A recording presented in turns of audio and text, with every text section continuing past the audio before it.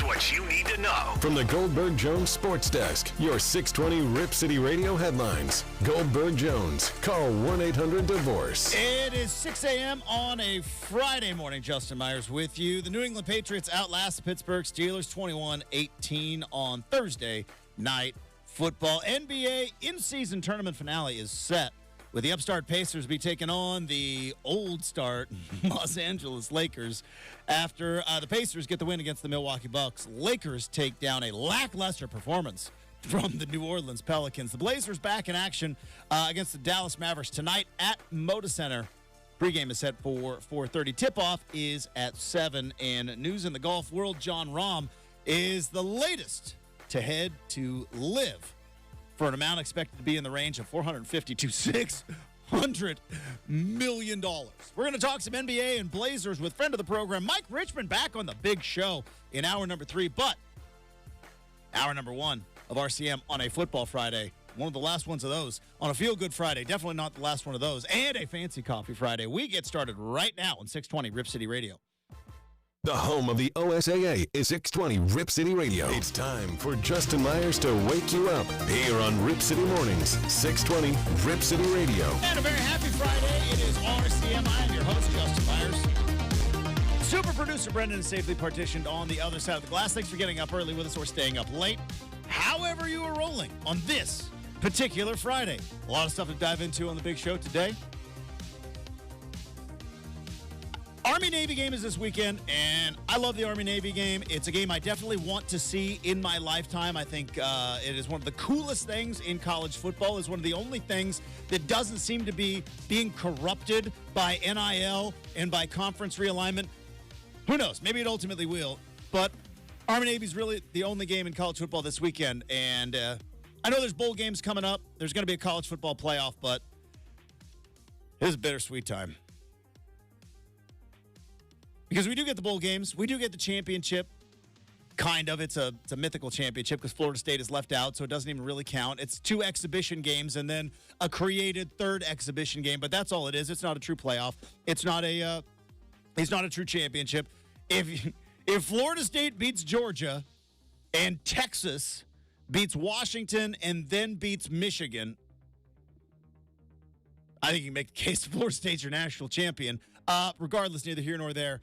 But yeah, it's Friday with a sprinkling of college football coming up this weekend. We'll also have the Heisman Trophy presentation. Is there a possibility?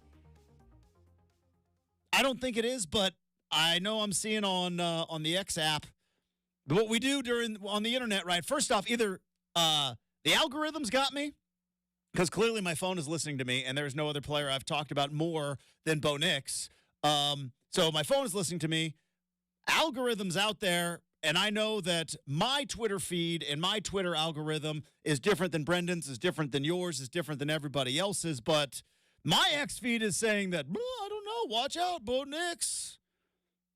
People wrote him off after that game, but or maybe voters looking back to the full complement. If you look at the entire season of Bo Nix, never had a clunker of a game. Didn't play his best against Washington in that game on Friday, but never really had a clunker of a game. I'm seeing some push. Could Bo Nix win? Backdoor his way into the Heisman Trophy? Probably not. But that's because X is messing with my brain, because they know. They're up there. I don't know how they figured it out, but they're up there. Videos I don't even think I want to see. I'm watching 4 minutes long. So we got the Heisman Trophy presentation coming up, and I understand that it is a bummer. It is a bummer for Oregon football right now, where it looks as though, and we don't know, like I said, Bo Nix could win the Heisman. Who knows how many votes were cast? But it is a bummer that Oregon's not going to the playoff, that they are facing Liberty, and that Jaden Daniels may potentially walk away with the Heisman Trophy solely because on this last weekend, he was sitting on the couch, not playing a 13th game, as opposed to Bo Nix, who had to go up and play against the number 3 team in the country. I don't know. Doesn't sound like the best way to hand out a particular trophy, but welcome to college football. But I think lost in all of it is Brendan, Bo Nix is going to New York to sit in the downtown athletic club, even though I don't think they do it there anymore, wherever ballroom they're in. He's going to be in a suit with his parents, and he is going to potentially win the Heisman Trophy. He's probably not. This is just, by my count, the fourth Oregon player ever to be in that seat. Ever. Joey Harrington back in 2001. LaMichael James in 2010. Marcus Mariota won the thing. And now you've got an Oregon football player sitting in New York City. He's there. He's in New York right now. He's going to go to bed tonight, and he's going to wake up. He's going to put on a suit, and he's going to go right there in the front row. Like I said, it's a bit of a bummer because Oregon went from lead in the third quarter against Washington to a Rose Bowl date against Michigan and a guaranteed Heisman Trophy to Oregon's got a Washington problem. The Fiesta Bowl is against Liberty, and Bo's probably not going to win the Heisman. All that being said, let's be realistic. This is historic stuff. Right? This is historic stuff. Only 4 players in the history of college football, in the history of Oregon football, has ever sat in that seat. And if he ends up, and I believe he'll probably end up second in the voting. If I were to guess, I would imagine Bo Nix would end up second in the voting. You think Penix ends up number 2 in the voting? Yeah, I think the trophy is Daniels, Penix number 2, Bo 3, if I were to guess right now. Even though Michael, 200 yards against Washington State. Michael 13 Penix or 12-0. No, 13-0. 13-0. I know. 2-0 against Oregon. Even though Bo Nix, it's an award we Bo Nix didn't play a lick of Justin defense. handed the best player on the best team, which is not accurate, but that's where it goes sometimes. But see, that's what drives me nuts, right? It's what drives me nuts. I guess, welcome to subjectivity, right? College football has always been a bit of a beauty pageant, but man, it is like beauty pageant mixed with figure skating, mixed with high school student body president election, right? You want to talk about popularity contest and vibes and all, like no substance whatsoever. But it's like, that's what I get frustrated with, right? We pick and choose. You talk about how Bo Nick or Jaden Daniels, man. You talk about Michael Penix, and it's like, yeah, 13-0. But then on the flip side, and I'm not saying you, but Jaden Daniels is going to win it based off stats. So if you combine stats with story, with team success, I mean, Bo Nix has the best resume of anybody sitting there.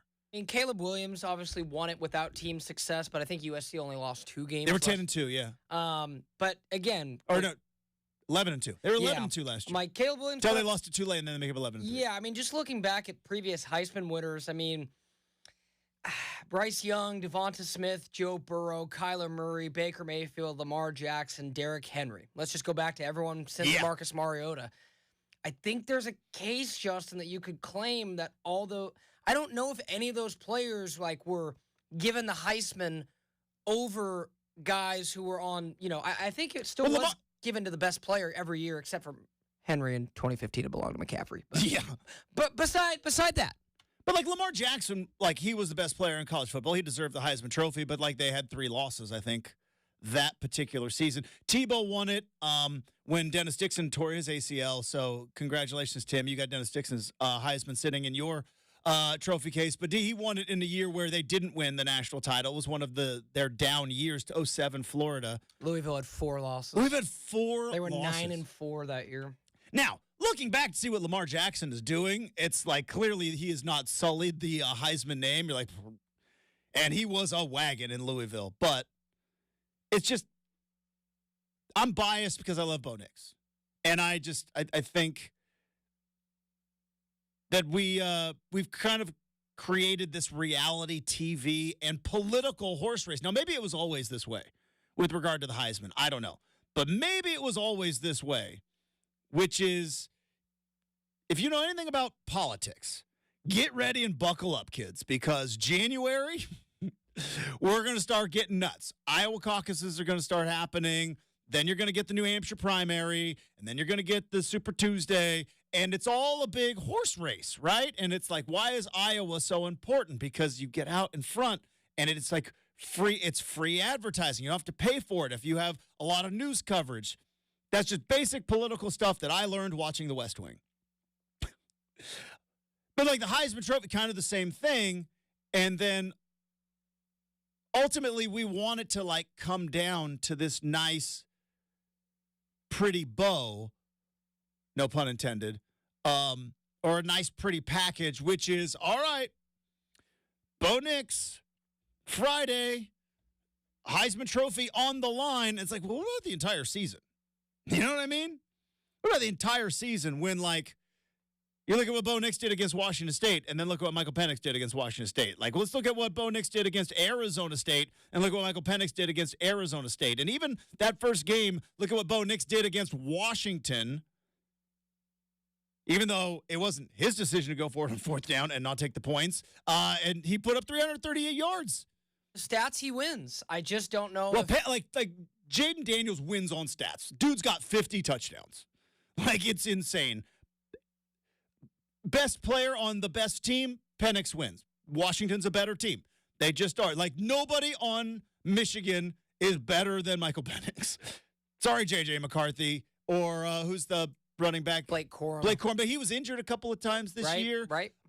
So nobody on Michigan is there. So best player on the best team. And then you've got what I believe. Now, also you could say Michael Penix is a better story.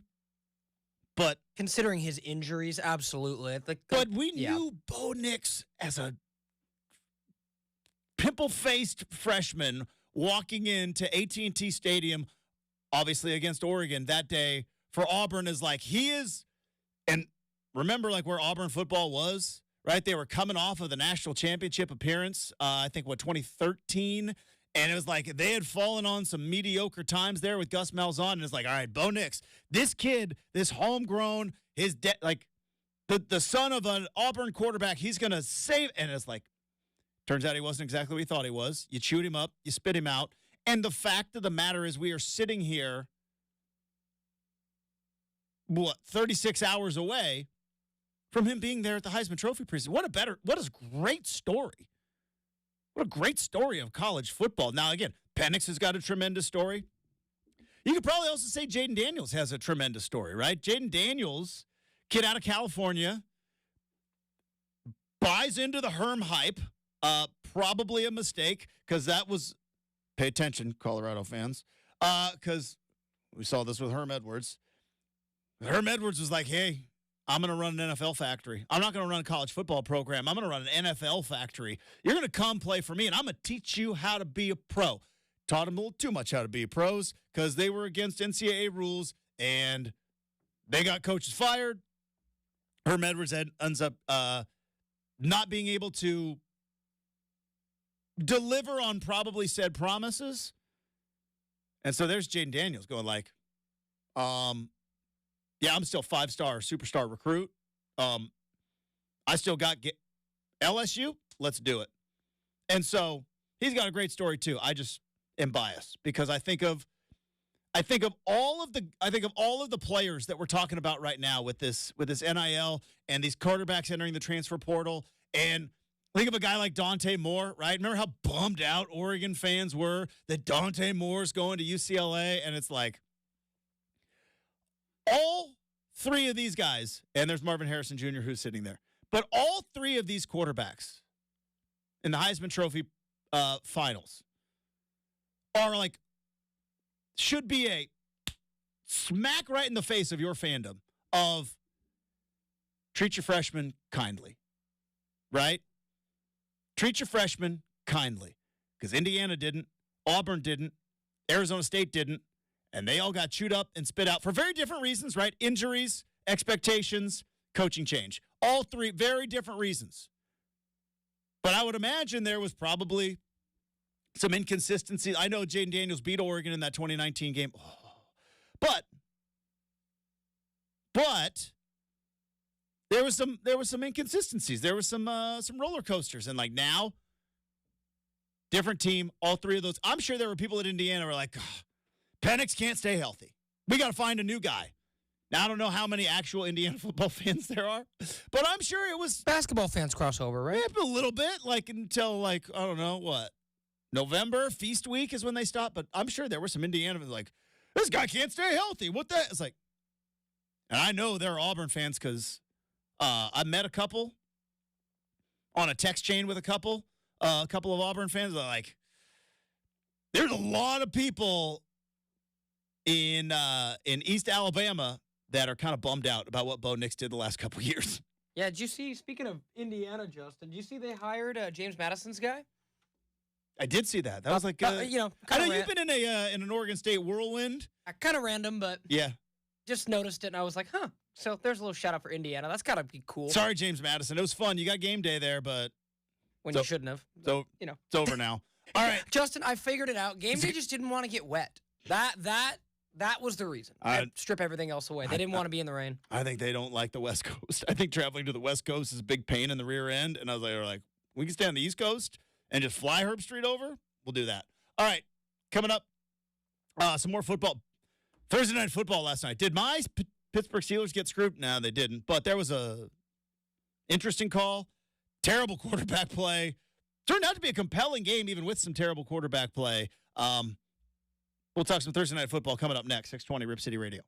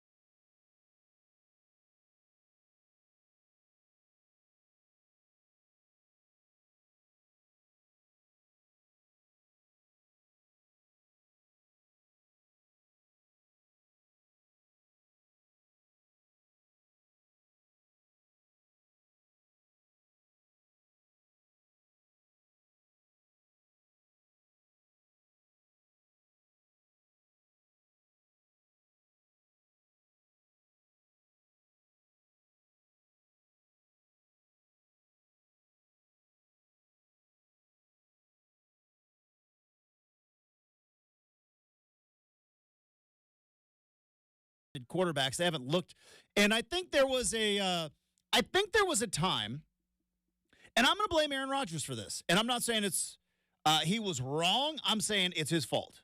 There is a difference.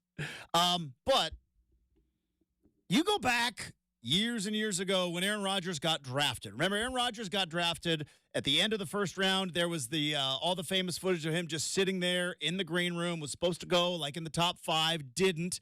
So then when you fall out of the top 5 or 10 or whatever, all of a sudden like, all right, well, here's a slew of teams that don't need a quarterback. So hunker down, son, because it's going to be a while. And then ultimately at the end of the first round, the Green Bay Packers select him. And they kind of hit a home run there because the Green Bay Packers, even though they ruffled some Brett Favre feathers, were able to go from Hall of Famer to Hall of Famer. And so the Packers were like, this is how we do business now. It's just the way we are going to go about doing business now is even though we got a guy who's to say we might hit big. And so when Aaron Rodgers was supposedly in the twilight of his career, instead of in the first round going and getting him an offensive weapon, the Green Bay Packers draft his replacement. Aaron Rodgers goes on to win 2 MVPs to simply prove a point that, yeah, I'm not done yet. Like him or hate him, got to respect Aaron Rodgers for just oh, really? You're going to draft my replacement? Watch. I'll be the best quarterback in the league. But there was clearly some bitterness there, and there was some hard feelings and some resentment that were built up. I don't care what Aaron Rodgers says to Pat McAfee. It was clear that he was upset with the drafting of Jordan Love. He was winning out of spite, which, again, I respect. Grudges and spite, tip of the cap if you can make it work. And the Packers ended up losing out on a Hall of Famer. Now, obviously, he pops his Achilles 4 games in, but there's a lot of Packers fans that are like, boy, if we had a healthy Aaron Rodgers right now.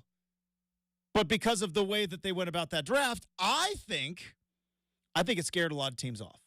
I do. I think it scared a lot of teams off that if you got a quarterback in their prime or maybe the back end of their prime, the smart move is to probably draft their eventual replacement, but I don't know if a lot of teams wanted to do that. I think the Seahawks were kind of in that camp. They had Russell Wilson. They knew that Russell Wilson was temperamental there in Seattle and that he came in with the worst-kept secret in Seattle is that coming into the draft, Russell Wilson would come into the meetings and be like, here's what I would like. And one year it was offensive lineman. One year, like, DK Metcalf was a gift to Russell Wilson. It was like, I need a weapon. I need a big weapon. Go find me one. Here's DK Metcalf. Turned out it kind of worked for the Seahawks because DK Metcalf is a dude. But Russell Wilson would come in with but none of those were, please look for my replacement.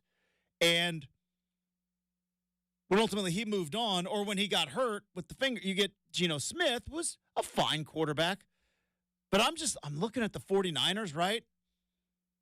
They drafted Trey Lance and Brock Purdy. Right? Like, they weren't afraid. Now, they hit the biggest lottery since Tom Brady, right? That's Tom Brady to the Patriots, the greatest lottery draft, like winning the lottery of all time. Like, trying to think if there is anyone even close. Probably not. I mean, there's a couple of, like, Hall of Famers. There's a handful of MVPs. I mean, Tyreek Hill was a 5th-round pick. That's not Tom Brady. I'm just saying. But going back to your point there, Justin, obviously there were some major players that were off the board, but I love to look at butterfly effects. You're telling me now, with where they took Jordan Love, the pick before the 49ers took Brandon Ayuk, so that's interesting. But later in that draft, Justin, you mentioned the weapons that could have been available for Aaron Rodgers. Could have drafted T. Higgins, pretty good for the Cincinnati Bengals. Yeah, he's good. Could have drafted Michael Pittman, who's pretty good for the Indianapolis Colts. Not too bad. And could have drafted Jonathan Taylor. Imagine if you give Aaron Rodgers Jonathan Taylor. You know, like, it just makes you wonder how that would have changed. But I'm not saying the Packers were wrong. Because why would you not? It worked before, right? That's your way. You went out and you got Aaron Rodgers. He sat for 2 years behind Brett Favre. As Brett Favre hemmed and hawed and was, throwing footballs down there in Mississippi to the high school kids, and I might come and play. I don't know. I might not. And like 2 years, and then finally they're like, all right, you go to the Jets. Brett Favre was doing a lot in Mississippi. Well, he was allegedly. See, I'm not going to say it because I don't need him to sue me like he sued Pat McAfee. Yeah, he was allegedly I have doing some no stuff. sources, Justin. I'm just saying there's some buildings popping up, and we don't know how they got paid for, right? His daughter plays volleyball, and there's a brand new volleyball complex. Go fig. Brett, did you pay for that? Well, I didn't pay for it. No, somebody did, but definitely not me. But the Packers, it worked, and so like I said, I'm not saying Aaron Rodgers is wrong. I'm saying he's to blame. I think there are a lot of teams out there who are now who were, I should say, a little bit gun shy in terms of drafting a potential replacement. And when you look at some of the quarterback play this year with Aaron Rodgers going down, the Jets got nothing, right? They got Zach Wilson starting this week. He's back. He went from backup. Aaron Rodgers goes down. Now you're the starter. You're the captain now. And then it was now you're third string. You're back to being the starter again. Does he want to be the starter? Didn't sound like he wanted to, but he's going to do it anyways. Like, they're a mess. But Aaron Rodgers goes down. Who else went down? Kirk Cousins goes down. Daniel Jones. Danny Dimes goes down. Deshaun Watson. Deshaun Watson goes down. Joey Burrow goes down. Right? Kenny Pickett goes down. Yeah. The entire AFC North, except Lamar Jackson. But remember, he's a running quarterback. He gets hurt, remember? Lamar Jackson can't get paid all that money because he's a running quarterback and he gets hurt. Let's take a look at the AFC North. Trevor Lawrence. He's the only one. Trevor Lawrence says looks like he might be back this week. How nuts is that? From what we saw to where, like, he might be back this week? Well, that's pretty gutsy. I also don't know. He was practicing. Who knows if he's going to be back? But, like, maybe just take a day or two, Maybe just take a week. Trev, we're going to need you down the stretch. AFC's wide open. You get healthy, we might win this whole thing. I thought he broke his leg or his foot. It looks so bad. And the fact that it was a high ankle sprain, he is the luckiest dude on planet Earth. Not only a high ankle sprain, but it seems like a fairly mild version of, not that there's ever a mild high ankle sprain. Yeah, it was nuts. I'm pretty sure I suffered a high ankle sprain this football season. Don't look at your phone and walk, kids. After a couple of beers at the game. Like, just what an idiot I am. Oops. Man, and I was like, oh, that's going to hurt. Finally back to, though, feel like I'm 100%. But I'm wondering, kind of big picture, because we talk about Bo Nix and Penix and Jaden Daniels and Caleb Williams and Drake May and all these quarterbacks that are going to be coming out. And with the way that the 49ers are winning with Brock Purdy, with the way that the Indianapolis Colts are winning with Gardner Minshew, like, I wonder if there's going to be a slew of, like, hey, we need to maybe invest in the backup quarterback because quarterbacks are going down left and right. Or is it just like an anomaly of 2023? Like, 2023 is just the year of the quarterback injury. From Aaron Rodgers to Kirk Cousins to Joey Burrow to Deshaun Watson.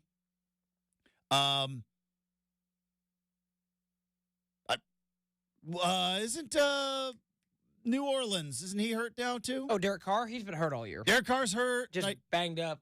Plays the game, gets hurt again. Out a couple weeks, plays the game, gets hurt again.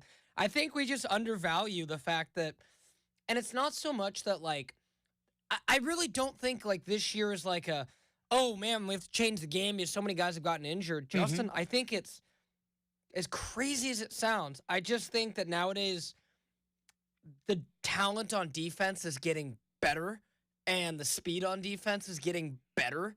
And, Kirk Cousins, not a running, like, a lot of these quarterbacks aren't even running quarterbacks.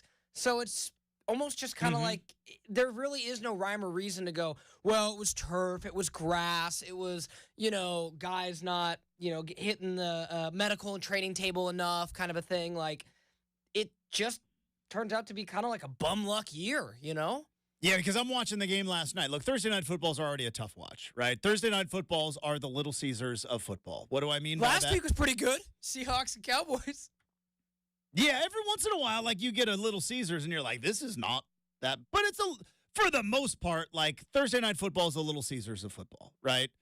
If you go to your office and you are hungry on a Thursday and somebody says, we got pizza in the break room, and you go in there and it's Little Caesars, you're like, it'll work. Right? You got to watch something on Thursday night. There's no new shows. Like, the shows stink now. But yeah, it's a Little Caesars. But, man, it was a tough watch at times last night. Here's the other thing. I know that Pittsburgh Steelers fans are very frustrated with the lack of offense. Look, you fired Canada, your offensive coordinator, that you were chanting at, like, the Pittsburgh Penguins hockey games. They were chanting fire Canada, right? Well, they fired him. Pickett gets hurt. Mitch Trubisky is put into a spot with a interim offensive coordinator as a backup quarterback. And it's like every incomplete pass they boo. And I'm like, I understand you're frustrated. And I would never tell the city of Pittsburgh, proud city of Pittsburgh, proud Steeler fans who put their organization up on a pedestal, right? Because it is the greatest organization in professional football. I will die on that hill. I will. I know you're a fan, but to say it just blanket statement like there's not even a argument for the 49ers. Brendan, have you met me? Have you met me? Well, you've met me, and I very much will sit here and give your Ducks their due if it's true. Like, just because I don't like them doesn't mean I can't say, well, Bo, if he won the Heisman tonight, I wouldn't say it's a travesty, I just think of a 40-year level of consistency. When you look at the Pittsburgh Steelers, I mean, it is a short list. That is the class of the NFL. And I will die on that hill. Now, that being said, that Probably kind true. of level of consistency brings some expectations, right? And then the fans are like, you fired your offensive coordinator, and your second-year quarterback is hurt. Guys, let's not boo every single incomplete pass, right? I know you're frustrated. It's cold. It's Thursday. You got to get up early. I get it, but, like, Brendan, if it was third down, now, part of the problem was the Steelers went like 5 possessions in a row without picking up a third down. That'll bring out the boo birds. I get it. But, like, man, at some point you got to be like, guys, Mitch is the backup. He's not coming out. They started chanting for Mason Rudolph. Now, tip of the cap to Mitch Trubisky to take that situation and actually get back in the ball game. Could you imagine? I talked about it yesterday about how, on the internet, this particular line of work that I'm in, somebody's going to tell me I stink probably every single day. But that's on the internet. That's fake. Could you imagine, like, we come in and we have not even a bad segment, but we just have a subpar segment. Maybe something technically goes wrong. It's like 60,000 people just start booing. I'd be in my own head so bad. It is like the fact that Steelers got back in that game and Trubisky didn't just say, you know what, Yinzers, I'm out. Yeah, you guys get Mason Rudolph. I'm going to sit down. Like, the fact that he didn't just quit at halftime, I mean. Well, at least they weren't playing the Browns. But this is now back-to-back losses to 2-win teams. Well, I'm just saying, if we could see Mason Rudolph, if that's the case, Justin, then, do they play Cleveland again this year? Is there any possibility? Yeah, they do. Okay, so we could. There is a world where we could see Mason Rudolph play against Myles Garrett again this season. Oh wait, they don't play the Browns again. No. Okay, never mind. That would have been the. I mean, because at this point, Justin, like, it's backup to backup. Like, but that's what I'm saying. Would you like to see both guys get a shot? I know you like Mason Rudolph. I have all the faith in the world that Mike Tomlin is a good evaluator of football players. And the fact that Mason Rudolph has, through injury to Ben, injury to Kenny last year, injury to Trubisky a little bit. Like the fact that Mason Rudolph is still emergency quarterback and his uniform's still clean tells me all I need to know, right? I've seen the Mason Rudolph show, and it's not terrible. Like I said, we talked about this earlier in the week. Do you know how good you have to be a quarterback just to have a uniform? Just to be able to have a uniform that you didn't buy. They bought it for you. Your name's on the back. You're an NFL quarterback. I don't care if you're you have to be so good. I don't know. I was just thinking about the way that this year has gone along and the role of the backup quarterback seems to be so important. Is it a one-off? Maybe. Maybe next year, everybody's going to stay healthy, and it's just like, all right, go and find your horse, pay him $50 million. But, could the 49ers be, setting up a blueprint here? Which is essentially, and again, I think Brock Purdy has got it wiring-wise. You don't just win that many football games because everybody else on your team. Trey Lance tried it. But, are we maybe going to eventually see teams go hey, we can either pay this quarterback $50 million or we can go find a third-round college quarterback that's played 5 years, bring him in, spend the rest of that money bringing in weapons for him to throw to, and I think we can win a lot of football games that way. I don't know if it's the worst idea in the world. Now, we've gone forever and ever and ever, right? Got to have a franchise quarterback, got to have a franchise quarterback. Everybody that doesn't have one is looking for one. Maybe Brock Purdy is and I think he is. But I look at a guy like Gardner Minshew, right? And it's just hey, what is Gardner Minshew good? He's smart with the football. He's smart brain-wise. He knows where most of the offenses, from what I've heard, I don't know, but most of the offenses of the NFL are all kind of interchangeable. They just have different names and different numbers. It's if you know where the guys are, can you take care of the football and not be silly? Or you could be like Mitch Trubisky last night on 4th and 2 with the game and potentially the season on the line and just go, here's a jump ball into double coverage. That was fun to watch. I didn't watch a ton of that Steelers game, Justin, because I don't have a dog in the fight. And, I kept along with the score, but can't say I watched it closely. You weren't all pumped up for Billy Zappi versus Mitch Trubisky? Really. I was having my TV night last night. But, we even saw it a little bit with C.J. Beathard when Trevor Lawrence went out. I think you also, Justin, have to know, as a backup, in that game when they talked about it because it was the Monday night game and they're backup quarterbacks just don't get reps. In college, you have your guys running with backups and scout team. Yeah. NFL's a little bit different. You never really get reps. So, again, I always appreciate the backup quarterback, Justin, who comes in and knows how to throw it 5 yards to his tight end, right over the middle, and the dink and dunks. So, or I didn't watch Mitch, but I'm assuming he didn't do that last night well enough. Fryermuth should have had 15 catches. He did for a little bit and kind of started to figure it out, and then it's every once in a while, he thinks back to when he was, the quarterback of the Bears, and was I can just throw it deep. And it's dude, what are you doing? But no, you go Jake Browning, right? How smart was Jake Browning when he, how did Jake Browning win that game as a backup quarterback? It's it's the fourth quarter. Jamar Chase getting every ball. That guy. That guy gets every ball.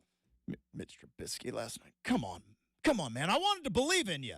All right, we're going to go on campus. I got some college football news and notes. It is Army-Navy. Is Army-Navy the best game? Is it the best game in college football? Talk about that next. 620 Rip City Radio.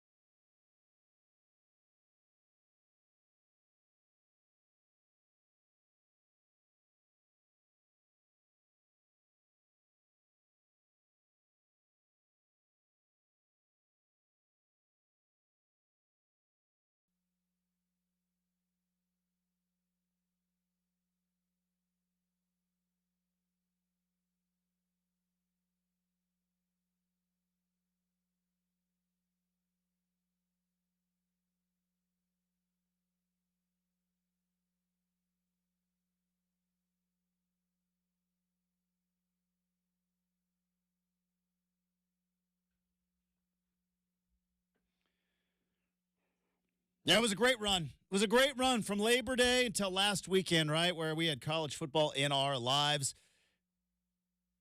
It's the best part about being on the West Coast, right? Best part about being on the West Coast, I believe, is College Football Saturday. College Football Saturday on the West Coast, I will put up against any sporting event, any sporting entity in any part of the country. Come at me. 6 a.m., and also it helps I'm an early riser, right? It also helps that I'm a morning person. But, 6 a.m., college game day starts. 9 a.m., we got games. All the way up until well past 11:30 sometimes. And every once in a while, you used to get the Hawaii game, but not so much anymore. But college football on the West Coast is the best. And from Labor Day till last weekend, we had a run. We had a run where it's just like, all right, let's go. Wake up early. Let's slug some coffee. Let's hunker down. Let's get some snacks. We got a day of watching football. And it's not like the NFL Red Zone. No, you're your own red zone in college football, which is, again, going back to my secret sauce theory. Why is college football so popular? All the games are on. You have to pay for cable, sure, but you don't got to pay for Red Zone. You don't got to pay for Sunday ticket. There's no chance that if there is a game of a Power 5 team, unless you are a DirecTV subscriber and it's on the Pac-12 network, that you're going to be missing a game. You know what I mean? But as great as it was, it is now gone. It is now gone, and we bid fond farewell to the college football regular season and then even the championship games. We got Army-Navy coming up, and then it's bowl season. Bowl mania. And there will be a championship, and there will be confetti.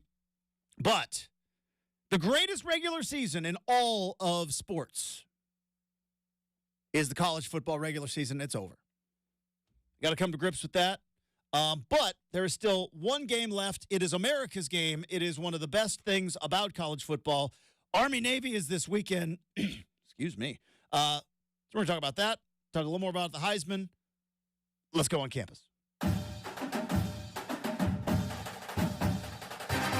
That's right. NIL and transfer portal and coaching carousels and conference realignment and everything else that is turning what used to be the beautiful part, even though it wasn't perfect, it was still beautiful. You know what I mean? You look at a Picasso. I'm not an art connoisseur. I did take an art class. Freshman year, Brendan, first semester, freshman year, 8 a.m. art appreciation. Welcome to college, Myers. Whew! That was tough to get through. I was not so much of a morning person back then. I gotta get up at 8 a.m. after I do weights. I do baseball weights, and then I gotta go to art appreciation. You know what half of art appreciation was? Dark room with slides. Let's take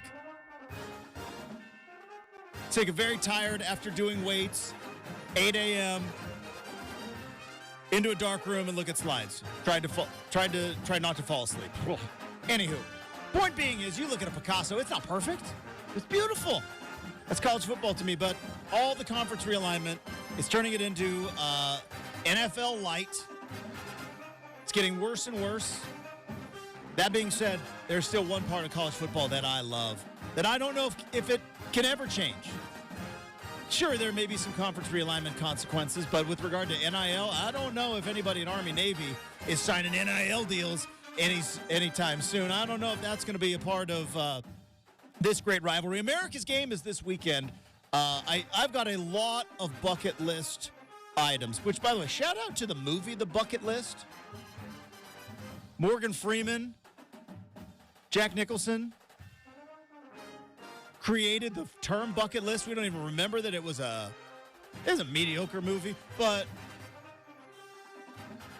sports bucket list item. And I know friend of the program, Travis Demers, and friend of the program, Chad Dewing, went a couple of years ago in Philly. Army-Navy's is on the top of my list, games I want to go to. It's always bundled up, and it's whether it's in Baltimore or whether it's in New England this time it's in Boston or it's in New York, right? And I know you are, Brendan, you are a warm weather guy, but no, it's always snowing every year. You'll never get me there unless it's a beautiful, nice, warm box. Get the cadets with the big old coats on and the midshipmen, and all the singing and the push-ups, and I love it. I love get everything why. about it. I get why. It makes sense. But yeah, usually terrible weather for that game. But you wouldn't want it in nice weather. It's Army Navy. I'm thrilled about having the Civil War in nice weather. Might be 80 degrees next year.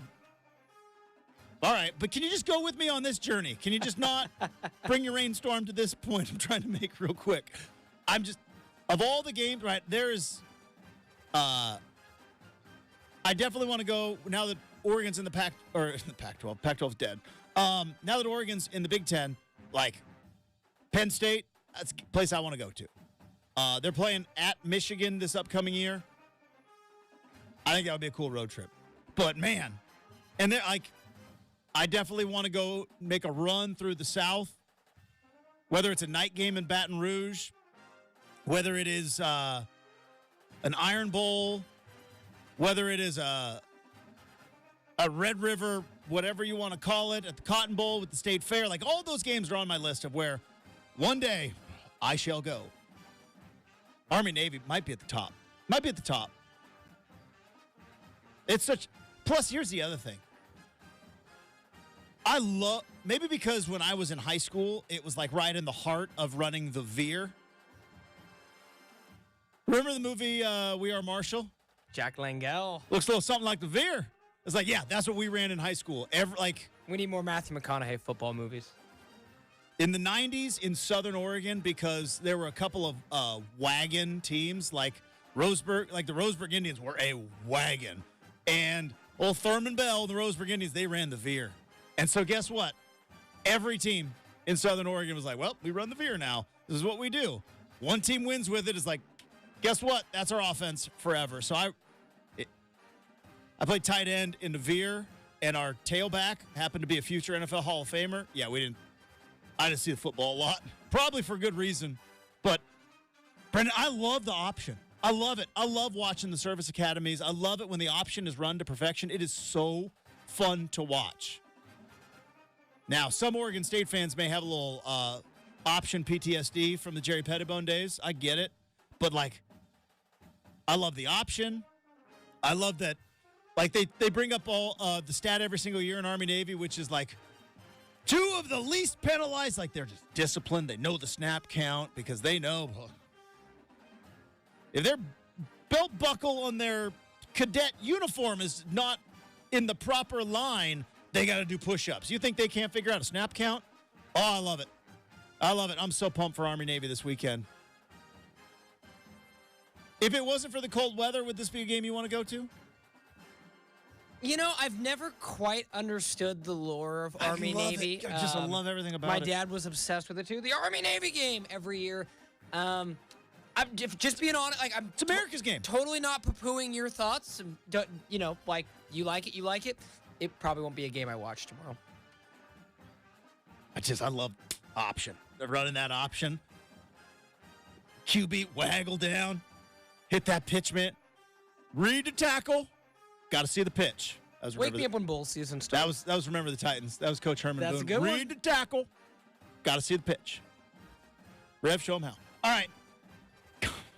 Coming up, we're going to talk some. Should we blame Zion for not caring about the in-season tournament if none of us care about the in-season tournament? Because he clearly didn't care about the in-season tournament. Blazers back in action tonight. We'll talk some NBA. Big golf news over the weekend as well. And, of course, it's still a football Friday. Hour number 2 next, 620 Rip City Radio.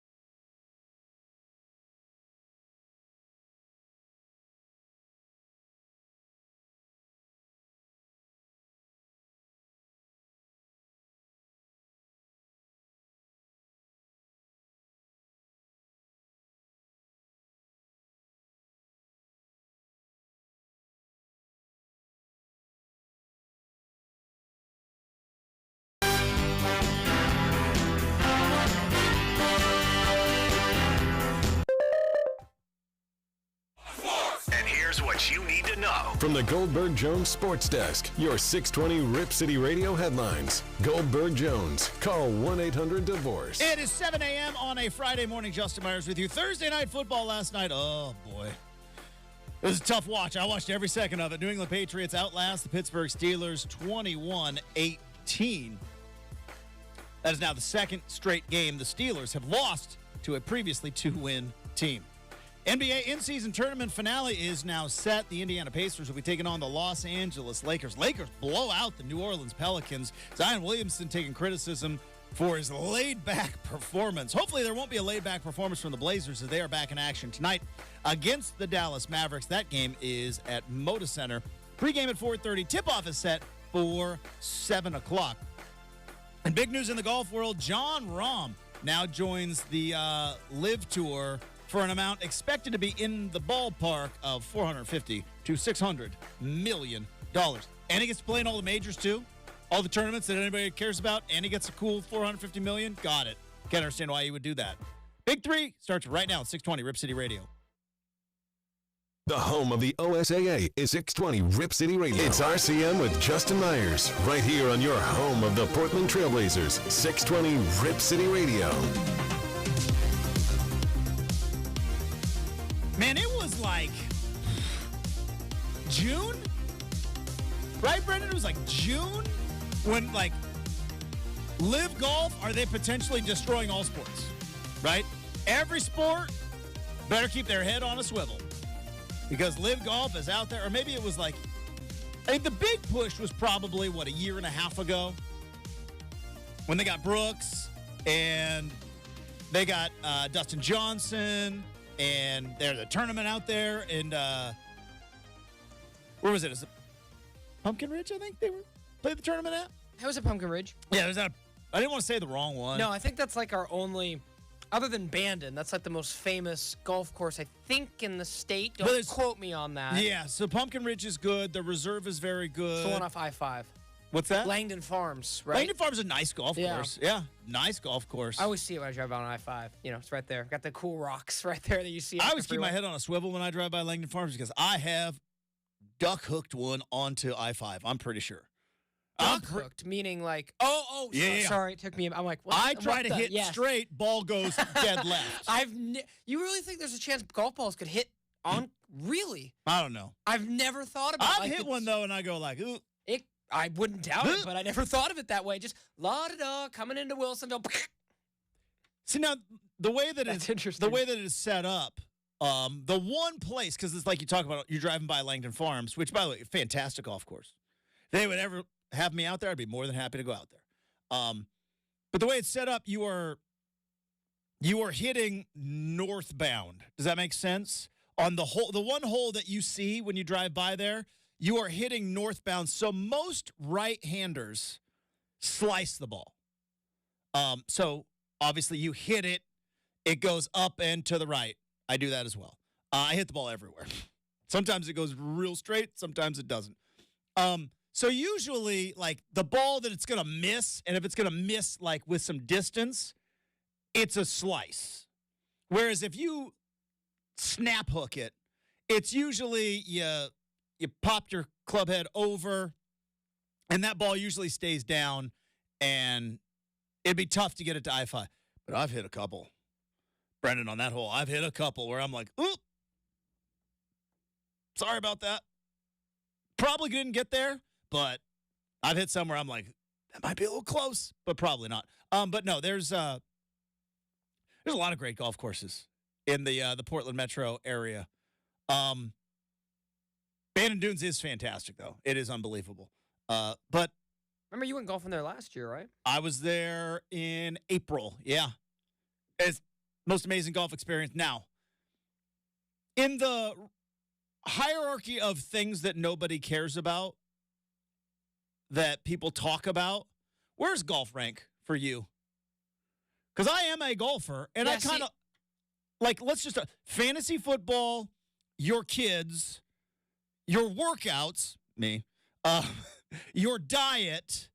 Like, where does your golf game? I'd say your schedule, because everyone loves to tell people how busy they are. So no one, and yet it's like, Justin, if someone tells you how busy they are when you're busy, do you sit there and go, huh, well, yeah, he must be busier than I am? No. I have. It's not a tried and true theory, but I will stand by it. You talk about how busy you are. You're not that busy. You talk about how hard you work. You don't work that hard. Exactly. You want to know why? Because people who work hard don't talk about it. They just work hard. They're too busy dying. They're too busy putting in the hard day's work. Exactly. Like, anybody comes in and talks about how I work my off, it's like, yeah, you don't then. Because the real hard workers, they're not telling anybody about it. They're just putting their head down and they're just going to work. And then there's like how much money you make, right? The really rich people, they don't talk about how much money they make. Like, they don't even worry about it. The not rich people or the people who are like, I make blink, blink, blink a year. It's like, yeah, all right, subtract that by about 50%. Exactly. But my point, like, I don't want to hear about your fantasy football team. Is it? But it's because I don't play fantasy football. You do, so I don't know if that's entertaining to you. Because, like, people want to tell me about their golf game. Like, I play golf. Tell me about it. Is that course great? Boy, is it tough? How does it play? Honestly, Justin, I'll preface, and just to show the difference, like, I'll preface it by saying, I love doing what I do with you. Working on, like, ESPN's fantasy football stuff would be a dream job. Like, you think so? Really? For me. You love it that much? Yeah, I do. Like, I do. For someone like me that doesn't have an NFL team, it brings me to the NFL. It's so weird because I'm not, like, I understand we're in a numbers world, right? Like, men lie, women lie, numbers don't lie, right? And I think Jay-Z said that. Pretty sure that's a Jay-Z line that I am butchering. But we're in a numbers business. Like, people are like, oh, that guy, Stephen A. Smith, he's so terrible. It's like, yeah, he's number one. He brings in more viewers than everybody, right? People watch him. I'm watching Stephen A. right now. It's like, oh, Stephen A. is terrible. It's like, yeah, well, guess what? More people watch him than anybody else. He brings in. You had the Jay-Z line perfect. Well Did done. I hit it right? Well done. Jay-Z Reminder is the song. Men lie, women lie, numbers don't. So we're in a numbers-based business. I don't get fantasy football. It's not for me. I don't understand it. Now, I realize numbers-wise, I'm in the minority. I am in the minority. Like, when Justin came to me like a week ago and he's like, well, Brendan, you have Josh Allen at quarterback. All those interceptions must be coming. I'm like, no, he's just chilling. Yeah, I don't know how it works. Because I will say this. I had a former. You played before, though, right? Even just once? I've auto-drafted and not paid attention. Oh, I feel like at some point you might have to do it once. I've never put a significant amount of money on it. Oh, we never do money. It's just for fun. Really? Yeah. You don't even play for money? No, we don't. It seems like you talk to me so much about your bandwidth, right? Because you got this gig. It's true. Which hopefully don't cause too much bandwidth, right? But you got this gig. You got the website that you run. Lots of Beaver bandwidth these days. A lot of. You finally got a day to breathe yesterday. I know. It felt great. Nobody got a DUI and the coaches aren't leaving. Nobody entered the portal. Okay, we're good. I did see Jonathan Smith put up his assistant coaches. Those are all to be expected, though? Yeah. No surprises? Yep, no surprises. All right. So, anyways. So, it surprises me that when you talk about how, like, that you would have kind of the amount of attention span to, like, lock in on a fantasy if money's not even on the line. Yeah, money's not on the line. It's just a hobby that you like and you enjoy? That, and for me, it's like bragging rights. It's like, both my brothers are in that. Two of my best friends are like, we've been in the league since like 2015. Yeah. We played for money a couple times. It turned out to be a bigger use of my bandwidth to track down all 10 people for money, because you had like the two people who finished the end who are like, yeah, I Venmo'd you. I'm like, no, you didn't. So, that's the thing with Venmo. Like, yeah, we can tell. Like, it's not like this is a transactional thing. Like, I'm pretty sure I paid you that. It's like, yeah, let's go. Venmo. I'm looking at my thing. History. Nope. Venmo's such a great invention. Oh, it is. Wait, like, what do we do with it before? We're very distracted this segment. I don't care. It's Friday. I got a 3-day weekend coming up. Yes, sir. We're going to talk some NBA, though. But inventions or things in, like, the last, let's say 15 years. I think Uber is the most, like, game-changing thing ever. Most game-changing thing ever. I remember when I was living in Eugene, in 2013, moved to Seattle in 2014. Eugene, no Uber. Seattle, Uber. And I'm like, what? This is the greatest thing ever. I don't have to worry about parking my car. I can just, boom, guy shows up. Yeah. So I would say Uber. Venmo might be second place. Like the idea that, because let me tell you, and I don't know if you are there in your life yet, Brendan, but you will get there where you go out to dinner and you go out to dinner with 2 or 3 other couples. Splitting the check is just, I can't even deal with that anymore. I'm like, what is it? Lethal Weapon? Like, did Murtaugh, like, I am too old for this stuff. Only he didn't say stuff. I'm too old for splitting checks. Do you know what I mean? Unless you're going to split it right down the middle. Like the, hey, you had the chicken fingers and you ordered an extra Coors Light and I just had a side. It's like, no.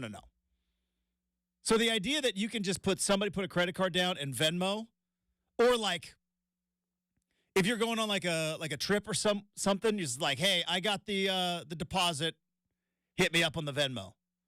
It's so awesome. I remember when it first came out, it was when we were in college, and it was like, hey, Venmo me the cover at Impulse, right? Or things like that, because, again, I am from the generation, Justin, where it is almost a crime to have cash or to use cash. We were completely brought up in a world where, like, other than, I mean, yeah, like, I can't really think of anything that I use cash for. Like, I went to my brother's youth basketball game the other day, and now even the people at the door taking varsity. Oh, they got a Square? Take Square or whatever. Yeah, and you're tap. just like, wow.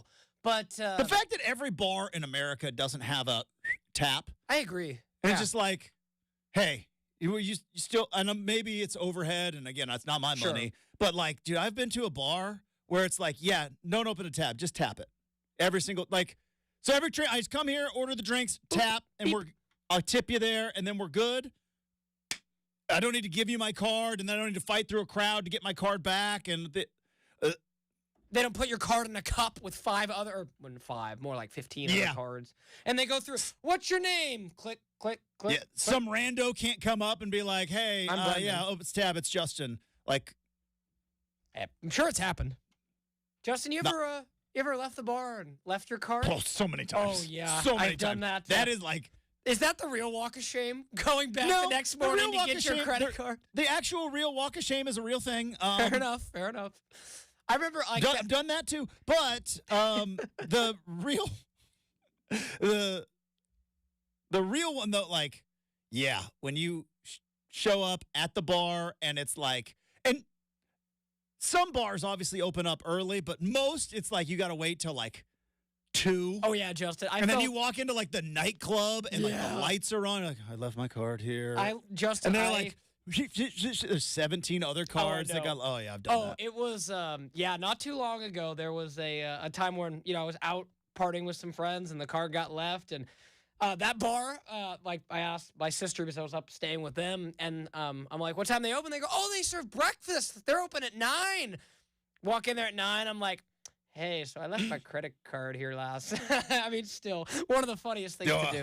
I've done that so many times. All right, let's get to the big 3.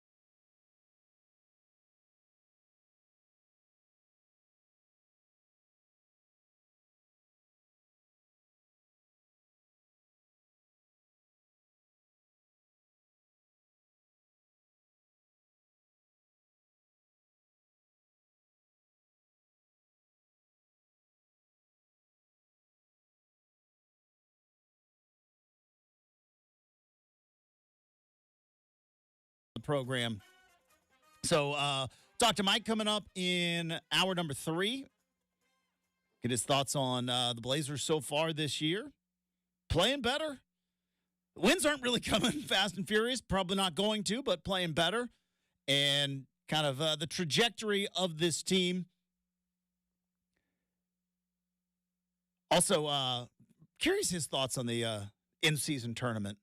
Boy, Zion's really getting raked over the coals for his performance last night. I was too busy yelling at Mitch Trubisky last night, and again, you know what the problem with the streaming is? Can I do a little grumpy old man on a Friday, even though I'm in a great mood today, and I am not grumpy at all, except for the streaming of the football game. You can't really flip around the channels. You're locked in to Prime Video and watching. That's what Bezos wants. It's exactly what Bezos wants. That's why they're one of the biggest and baddest bullies on the block. That Bezos guy, man, he really had it, didn't he? It's like, yeah, you know bookstores? Well, we're going to deliver them to you. And then they're like, guys, if we can deliver books, we can just deliver everything. And he's God, I'll put it this way. He's savvy, too, Justin. Did you see that basically Jeff Bezos is moving part of Amazon from Seattle to Miami? That is not surprising. Because Miami has no state income Yeah, that's not tax. surprising. Surprised he's not going to Texas. No, didn't he do that whole thing where it was like, because it was HQ2 or whatever, and he was like, all right, who's going to give me the best deal? And kind of like hung it over like a couple. That's kind of evil. That's kind of mean-spirited. Anyways, I can deal with it on like a Thursday night, right? The streaming. It's just like, all right, I got this game. I'm watching it. And obviously the Blazers weren't playing last night, but if they were, it's like how I like the flipping around of the channels. Now I realize most people watch NFL on NFL Sunday Ticket, right? Where you're kind of locked in anyways. But like, man, flipping it like, so I didn't watch much of the basketball game last night. I watched a smidge of the post-game stuff on TNT. But man, Zion's getting raked over the coals. But here's my thought. If none of us care about the in-season tournament, like, should we get all upset that that Zion doesn't care? Like, really? Should we get upset? Like, Zion came out and he said, like, that's probably too lackluster of a performance. I probably need to be more focused. And it's like, yeah, but if none of us care, I will say this, and then we're going to get to make or miss here in a moment. Brendan, tell me what you think about it. You know my feelings about LeBron. LeBron annoys me. I have no actual real good reason to dislike LeBron, but he does annoy me. And part of it is, yes, I am obsessed with Michael Jordan, and every year we get past 1998 is another year of kids thinking they know ball and saying that LeBron is better than Michael Jordan. And, you know, the fact that he's playing 21 years in the league and crushing kids like he did last night. But you know what LeBron does better than anybody? You know what he does better than anybody? He understands, like, the moment. I think better than Brendan. The bubble was needed at the time, but I think so glorious. But towards the end, you could understand where everybody was like, it's the LeBron knew. LeBron knew, like, hey, if I just suck it up and I live in this hotel, I can be the star of the bubble. And while that's not going to amount for attention-wise, I can be the star of this bubble. I can make this another feather in the cap, like, and then he's doing it with the in-season tournament. Nobody's playing harder than LeBron, which, again, I applaud, right? Credit where credit is due. Tip of the cap. I love that NBA players in December are playing hard. I like it. But, like, talk about a guy that understands, like, yeah, this is a fake tournament and a fake trophy, but if I win the first, they're going to talk about me forever. You know what I mean? Credit where the credit's due. LeBron understands the moment. So, but like, well, Zion just what a lack. He's like, yeah, you put Zion in Vegas in a game that doesn't really count. We surprised that it came out a little bit lazy. I mean, very much like the bubble and how Jimmy Butler and the Miami Heat that year got the finals because they wanted it more, right? They did not want to leave. Right. Yeah. And, I mean. And LeBron probably, his entire team probably wanted to leave, and he was like, you guys are not leaving. Oh, I mean. If you leave, you are off this team so fast. Justin, it's one of those things we love to say. How would you explain it to the aliens? I mean, the fact that for that month, social media was off the charts. I remember the NBA Bubble Life Twitter account that had every, guys playing in the water, guys. Remember when, I forget who it was, super famous basketball play, was it Donovan Mitchell? We found out, somebody just loved to go fishing every day. Just, went down. I forget who it was. It's on the tip of my tongue. But, somebody went down to the dock and went fishing Chris Paul. Yes, there you go. Chris Paul went fishing every day. Jimmy Butler went and made coffee for people. It just. But then, the further along it got, players were like, I want to go back home. And it's understandable because I think it started, guys got there July something, and then it wasn't over until nearly September. So but it was again, a long time. Like I said, LeBron in the back of his mind, or maybe in the front of his mind, realized, you know what? This is something so different. It's never going to happen again. I might as well win it, and then everyone will talk about me. And that's not a criticism. That's a compliment. Same thing with his in-season tournament. It's the same thing, the play-in game. Who won the very first play-in game? LeBron beat Steph. Remember? 3 rims. I shot for the middle. That guy understands, when we go back in 15 years, they're like, hey, in-season tournament, who knows? Maybe it's a huge deal by then. Maybe it's a long-forgotten relic of the NBA. Who knows? But when we go hey, unless Tyrese Halliburton and the Pacers beat him, LeBron's going to win the in-season tournament. Because he knows. You going to bet against that flamethrower? Halliburton's on fire, man. He's so good. So let's talk about him and make or miss. All right, let's do it. Let's fire it up. It bounces off the crossbar.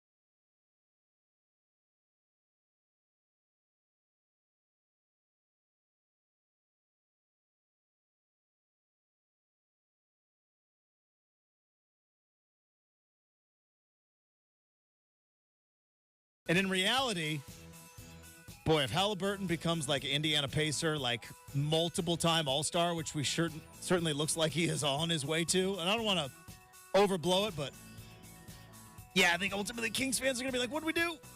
Yeah, what did we do? Just for perspective, let's just look at these two guys in a vacuum. Tyrese Halliburton was not a max player, and De'Aaron Fox was, right? So maybe you go with the cheaper guy and build your roster a different way, but Halliburton is earning himself so much money. Yeah, I mean, just look at these. Not as much as the actual Halliburton. Nobody made more money than them. Oh, yeah. Google it, kids. True. Still a very rich company. $500 screwdrivers. Don't worry about it. Nuts. What a crazy time. But Tyrese Halliburton That dude, he is going to get the max deal. Like, I know it's early, super early. When they traded, is he an MVP discussion? I think he is, depending on how good Indiana turns out to be. I mean, when they traded him from Sacramento, he was averaging 14.7 assists and 3 rebounds. Since this year, Indiana, he's up to 21, 10, and 4. And then Justin, ho-hum, he has never shot less than 40% from 3. That's an asset. That's an asset. That, I mean, you know, you never know, but it's like De'Aaron Fox, not anywhere close to double-digit assists.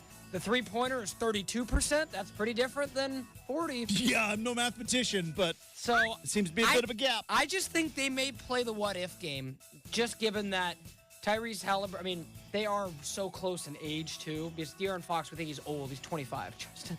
So a lot of room there, but Tyrese Halliburton's only 23. He's been playing so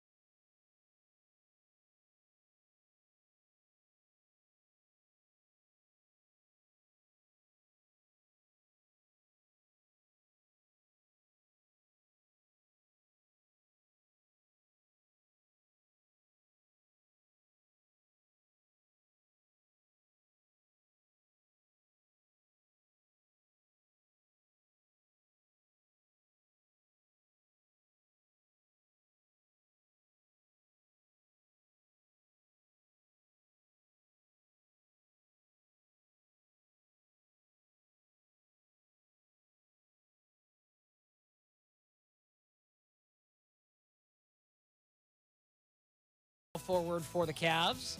still working it out. Aneka Okongwu, Got it. center for the Hawks.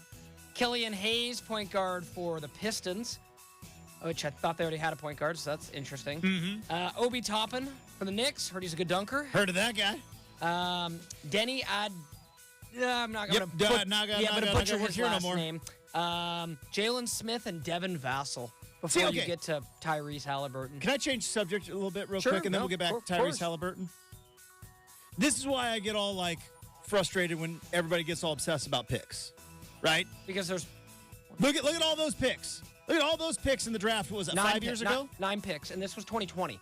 This was 3 years ago. 3 years ago. Even better. It was the COVID draft. You tell me about the COVID draft That's a with good point. football. It's a good So point. Didn't there- do in-person interviews. there Didn't is get that. in-person workouts. It's a different It time. was held in November. God, that's weird. But So weird. all you Blazer fans out there that are like, hey, maybe we get some more picks. Maybe get some more picks. Get some more picks. It's like, look at all those picks. That's a lot That's of them. pretty bad to have a gap. That I mean, Justin, you kind of know, I would think, by year, what would that be? So, like year 3, you kind of know which guys are going to pop. Like nobody, unless you're Chauncey Billups, and shout out our guy, where it's like you toil around for about 5 years.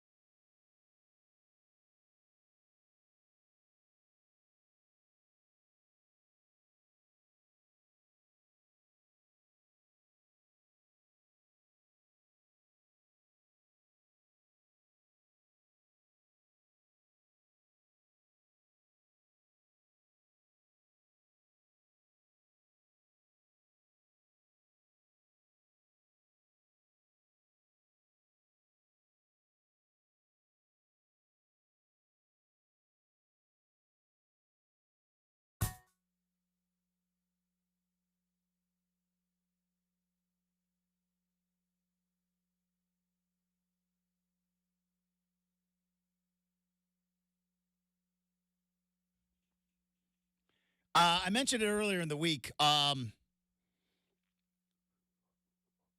going to be throwing a couple of changes coming up right around the new year. Some of these bumper music, some of them are going to be on the chopping block. Some of them are great, like Boyz II Men. Boyz II Men still, as the kids say. Do the kids still say it slaps? You have younger siblings that you talk to. Do they still say it slaps, or is that now that the old people started saying it, they don't say it anymore? I think it's gone. It's gone. All right. It's hard to keep track of these youth, Justin. You got to figure out what they say so that. Cap still is pretty popular. Oh, total cap. Yeah. No, like cap is no cap. Yeah, that still is pretty. What about the drip? Is the drip still? No, can't say I've heard my brother say that, but he said cap a lot. I know check the fit is still a thing. Yeah. Check the fit. I'll have to start writing. Or just a fit check. I'll have to start making note of these mental notes. But it doesn't, like, songs don't slap anymore? Can't say I've heard it recently. Nah. Can't say it's impossible, but I haven't heard it. I'm a pretty self-aware middle-aged man to where I understand that if I was 18 and I heard that goofball in the morning show that my dad listens to, or mom, whomever, listens to every morning, if he starts saying it slaps, I'm done saying it. Like, I get it. I am past the point where I am ever going to be cool. I had my run, all right? I did. I had my run. Don't be upset that it's over. Be glad that it happened. I had my run of being cool. I'm done with it. I've been done with it for a while. Sensible shoes and an early bedtime. Thank you very much. But yeah, so it doesn't slap anymore. But we're going to make it some. The way the show sounds, we're going to be doing some brainstorming over the next couple of weeks. And when we get off the ground and running in 2024, we got to throw some changes up. Some of the show works great. Make or miss, still slaps. Some of the other segments, we're going to find out. Will Hot Take Friday stick around? Hot Take Friday's been around for a while. Will it stick around? We'll find out. Your guess is as good as mine, but it's here today. Let's go.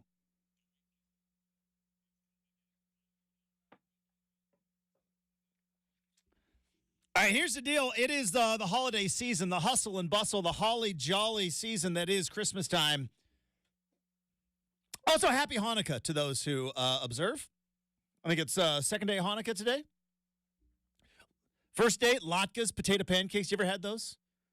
Jewish latkes? They're so good. Can't say that I have, I don't think. So good. Yeah. Yeah, I had when I was in Seattle, I had a producer celebrated Hanukkah, and he'd hook me up with the food. Whoo, boy. The potato pancakes, they're onto something. Anywho, my wife is obsessed with Christmas. Never been my favorite time of the year. My wife is obsessed with it. So because of that, I got to get some things off my chest here. So we got some holiday season hot takes on a Hot Take Friday. And I just hope that my wife's not listening and I don't get yelled at when I get home. Peppermint bark is the best Christmas treat there is. Way better than Christmas cookies, right? It is way better than Christmas candies. We talked about candy canes last week, how overrated they are. The fact that peppermint bark doesn't get the run that it deserves, and I may be in the minority, and I don't care. Put me in the minority because more peppermint bark for your boy. But I am obsessed with peppermint bark, and for my money, it is the best Christmas treat of all time. Because hot take, Christmas cookies, overrated. Christmas cookies are overrated. They are. They're in cool shapes. The frosting is awesome, but much like the marshmallows in the Lucky Charms, right? If the best part is the frosting, you got a problem. Same thing with Oreos, right? If the best part is the frosting in the middle, like, you're good, not great. Give me peppermint bark over a Christmas cookie any day. Like, Brendan, if they weren't shaped like Santa Claus Christmas trees and candy canes, would you even eat Christmas cookies? You're like, well, you know I'm a sweet tooth, so yes. Yeah. Yep. But you get the shortbreads, though. I do. I bought some Milano shortbreads the other day. Delicious. You love shortbread cookies, don't you? I do. The Girl Scout cookie season's coming around the corner soon. Then we're going to get some short... I didn't think anybody bought those shortbread cookies until I met you. I was like, everybody's buying... Like, people only buy the shortbreads because you go to the to the adorable Girl Scouts selling them outside of the Safeway, and you go like, I shall take 4 Samoas, please. And they're like, we're sold out. They're like, all right, Thin Mints is the way to go for me. And they're like, again, sold out. You're very late. I think of Michael What do you Scott. have left? Shortbreads. I think of Michael Scott. If people didn't like him, they wouldn't make them. So, yeah, but no. Was that for the sandwich with ketchup on it, or? No, that was when he tried. It was the peppermint bark. Yeah, he's the only one that's that likes it. Yes. And I love it. Yep. And That's a what bad joke because peppermint bark is awesome. And that's what Stanley goes, nobody likes that stuff but you. Well, Justin Myers, host of Rip City Mornings, please, if you don't like peppermint bark, that's pretty great. wherever our office is in Tigard, don't send it to me. I'm not going to eat stuff sent to me by the general public. I'll throw out one that I think could stir some interesting topics. Justin, Okay. Hot take. The lights on your Christmas tree, better to be clear than colored. 100%. Classier. Stay classy. Michael Scott's classy Class it Christmas. up. Now, what about... I'm not a big fan of colored on the tree. I like to be light. What and about clear. outside? Outside, we have color. Boom. Yeah. You've described the Myers house. There you go. Which, there it is. But no, save me multicolored lights on the outside, right? Do a little wrap around the pillars there on my front porch. Same. I mean, I kind of crushed my Christmas lights, not going to lie. My street doesn't really get into Christmas all that much. We're the only house that has Christmas lights up still. Ours didn't really either. It's pretty slim pickings. I mean, we're kind of crushing it. But yeah, I'm all for it, Justin. Like because our lights. Here's the funny thing with it, because we have the fake tree. The lights that come with it can change colors, so they can be clear, colored, or go back and forth. Look at you, Rockefeller. My brother and I, because my brother loves the color, like we changed it back and forth. Like the thermostat. Yep, exactly the same. And I'm like, keep it light. It's classy. Do you go all like matching ornaments or mishmash of ornaments? Mishmash. Yeah, just kind of pulling stuff out of the box. We started off with all matching ornaments, and then over the years, obviously, just mishmash things get popped on there. All right, we have got another hour. Mike Richman, friend of the program, Locked on Blazers podcast host, joins us in the third hour. We've also got an RCM mailbag. Some more football talk as well. That's next, 620 Rip City Radio.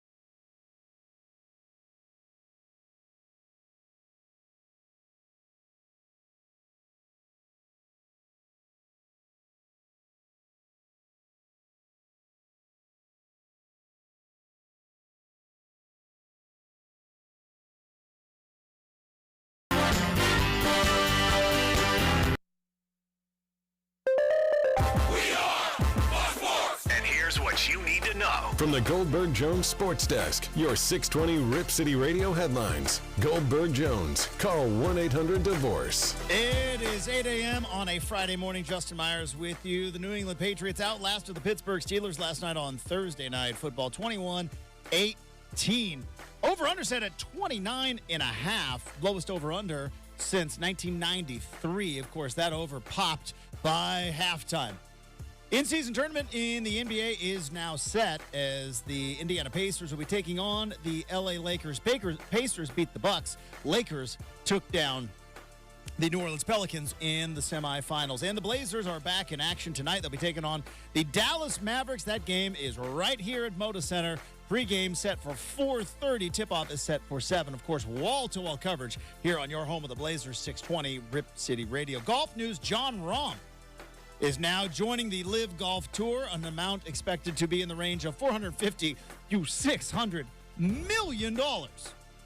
And coming up in 20 minutes, friend of the program for the Locked On Blazers podcast, Mike Richman joins the show. Hour number 3 starts right now at 620 Rip City Radio. The home of the OSAA is 620 Rip City Radio. The most transparent show in Portland is Rip City Mornings with Justin Myers, here on 620 Rip City Radio. And it's so funny how timing of things matters so much, especially in the sports world.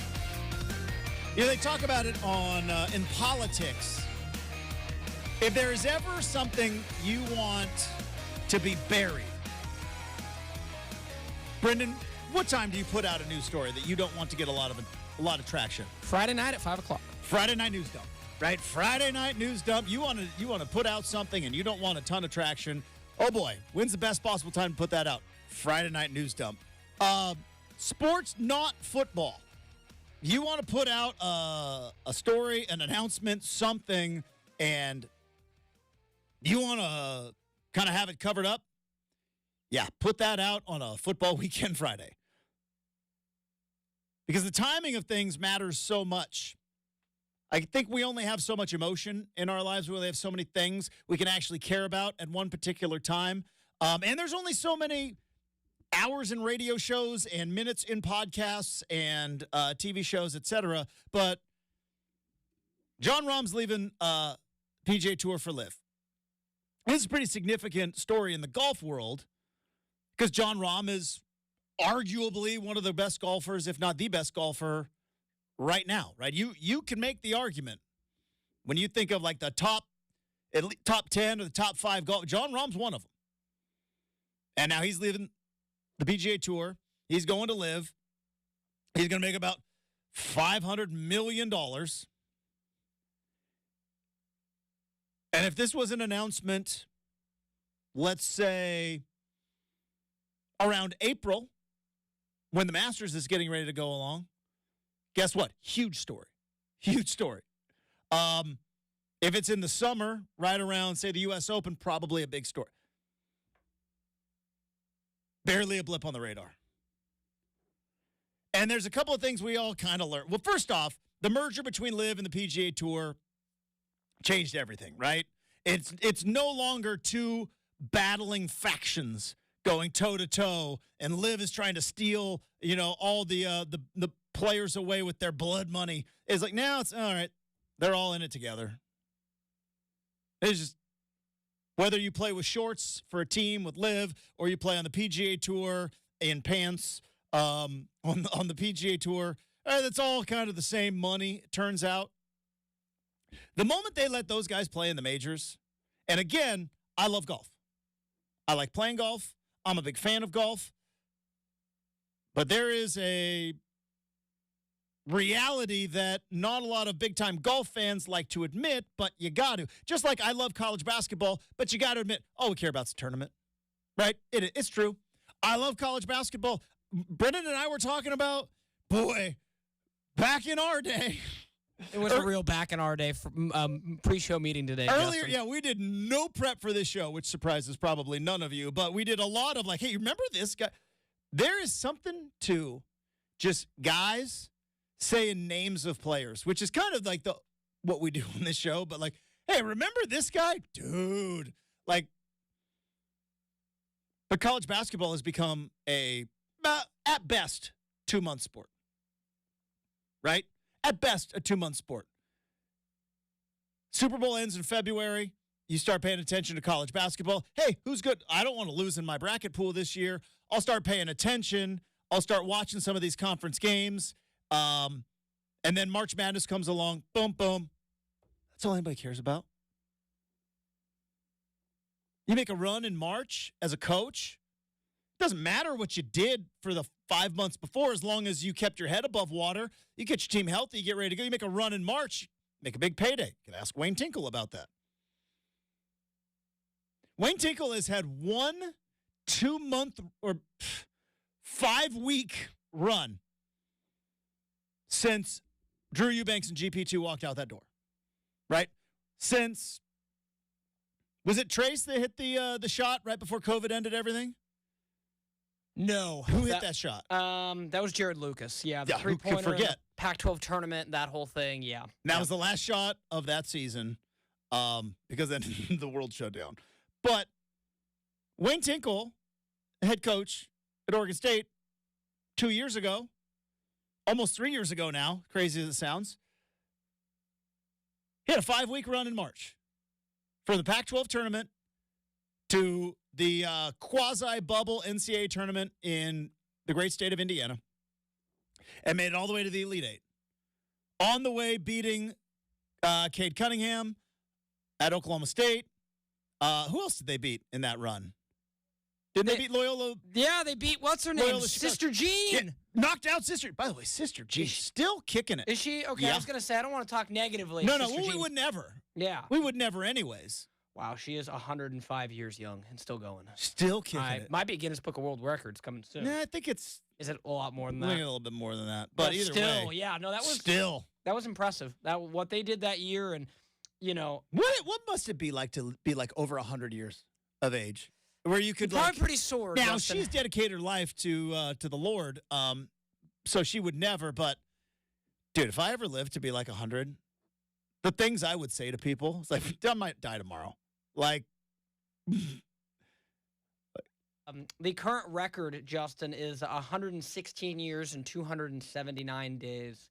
So I'm curious to know if in like 20 years, if human evolution and technology improve the quality of life. But all right, so 1/6. So just imagine this: 116, right?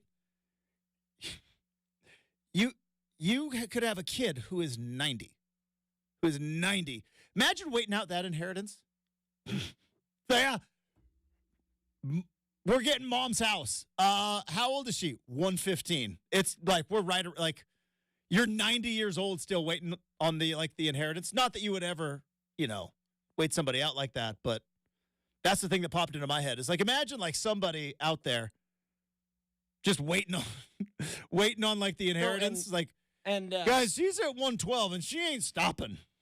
And still, I'm assuming it's female. I don't know. It is Maria Branas, and way to go, Maria. Yeah, she was born March 4th, 1907, and still alive and kicking. I mean, She's still alive. Yeah. At 116 116, today. 278 today. Way to go, Maria. Yeah, that's what Way I to said, go. man. Like, wow. Like, not. I always love the people like in their 90s and like in their hundreds, and it's like, what is your secret to longevity? It's like I eat a pound of bacon every morning. Smoke a pack and a half of cigs, take a shot of bourbon, and like, oh, really? It's not like high fiber and make sure you hydrate. It's like, nah, I got time for that. Just nuts. Will and grit and determination. To be on the planet for 116 years, man. As Matthew McConaughey said in Dazed and Confused, I am LIVIN, living. All right, so let's get back to what we were talking about because that's fascinating to me. But well worth the Google. It absolutely was. But we have been distracted by the Google today. More than other days, I would imagine. But Wayne Tinkle had a 5-week run. A 5-week run. Got him an extension. Hung a banner. That banner's going to fly forever, right? Elite Eight run. But a 5-week. They were, what was 6th or 7th place in the Pac-12 that year? Like, they weren't great. They weren't terrible, but they weren't great in the Pac-12. They weren't even heading to the NIT. If they didn't win the Pac-12 tournament, they were packing up their bags or maybe heading to the CBI or wherever. Oregon State was a 5. They were 5 seed. Yep. Or what was their overall record in conference that year? 10-10. They're 10-10 in They were conference. 14-12 overall before heading into the tournament. Yeah. 2 games over 500. They weren't making squat. And that's weird. Yeah, because that's the weird COVID year where there weren't as many games. And that was the year Arizona would have been also, they were ineligible for the postseason Pac-12 tournament that year. Oh, because DeAndre Ayton got allegedly $100,000? Yeah. Boy, what a different time that was. So the Beavers got a bye as the 5 seed. So that was a part of it too. But yeah, I mean, like, Oregon's about to pay a quarterback probably $2 million in and we about were a concerned couple of about weeks. DeAndre Ayton got $100,000. We've roasted Sean Miller for it. Nike had some basketball that was all part of the dude who went and had to testify. Remember that whole? He conveniently got his memory, like he got real fuzzy. There was a lot. There was many layers to DeAndre Ayton. Well, it wasn't DeAndre Ayton too. It was like somebody with Oregon. I forget. But like, or no, he ended up going to Louisville. The guy ended up going to Louisville, and it's like, yeah, what about with Oregon? The guy's like, I don't remember any of that. And they're like, whoa. Oregon, Nike. He's like, yeah, fuzzy memory. Don't know. I can't quite remember it. Weird how that happens. Basically, what I'm saying is it's not the greatest, but it's the truth that college basketball has become a 2-month season. Golf, for the most part, it's 3 tournaments. Sorry, PGA Championship. Love you. But, like, it's the British Open, it's the U.S. Open, and it's the Masters. And the moment that the LIV guys could play in all those and still collect their money, it was like, okay, well, we're done here.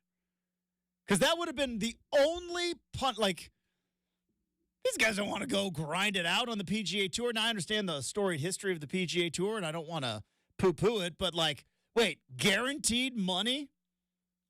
Just got to show up, make some appearances, play this weird team game. I got to play in shorts. Way less commitment, way less travel, way more money, and I still get to potentially win the Masters or win the U.S. Open, like Brooks Koepka did, right? I can still win a green jacket. I still do all that and take my LIV paycheck. Where do I sign up? And the moment they let the LIV guys play in the majors, we were done. Because regardless, like, and I understand moral objection and all that stuff, but who's going to turn down that money? It was just interesting to me that, a year ago or a year and a half ago, and this was the biggest story in all of sports. I remember talking about it as well, and I believed it then. Like, if this works for golf, what's to stop the Saudi Royal Fund or whatever, the public fund or whatever it's called? Who's to stop them from, like, buying a basketball league?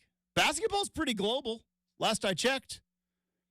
Like, Wembanyama and the like. What would stop the Saudi public fund just be like, hey, we're going to do the whole bat? They bought Ronaldo, right? I mean, I would selfishly, I would. Didn't they buy Ronaldo? Yes. I think so. Yes. And he's got to play like 7 games. Like, that's it. Honestly, I mean, at this point, can we get them interested in Oregon State and Washington State football, and we can just be set up by the LIV? Dude. I would take that Saudi money and be so happy. So, any chance you guys are interested in Pac-2, really like B-level college football? Yes. So, I think I need to send a letter to the.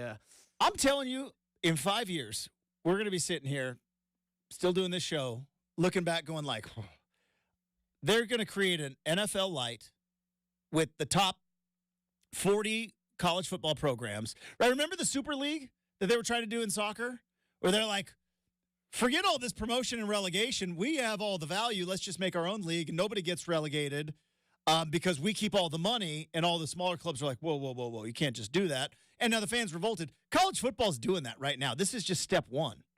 This is phase 1 of like probably a 4-phase thing, because the moment Rutgers or Maryland don't hold up their end of the bargain, out of the pool. Like, the moment South Carolina and Vanderbilt don't hold up their end of the bargain in the SEC, it's been real. We're going to bring in some other teams now. It's definitely going to happen.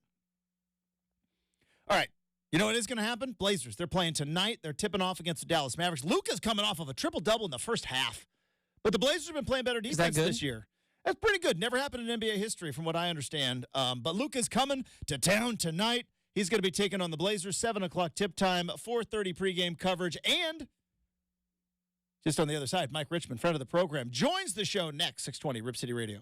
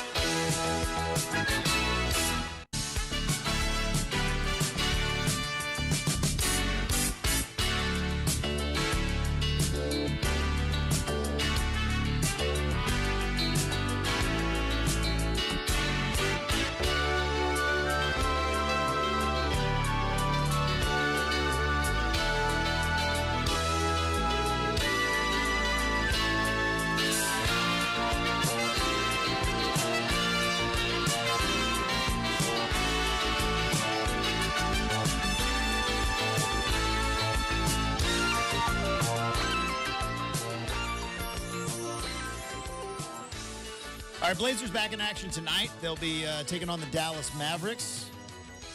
Luka coming off of his first half triple-double the other day. But the Blazers playing better defense. Good effort. Wins haven't really been coming, but they seem to be playing a little bit better as of late. Joining us now, friend of the program, it has been far too long. He is the host of the Locked On Blazers podcast. Now, a lot of people, when they do a podcast, they do one once a week. Sometimes when they do a podcast, they'll go maybe twice a week, Tuesday, Thursday. Our next guest, no.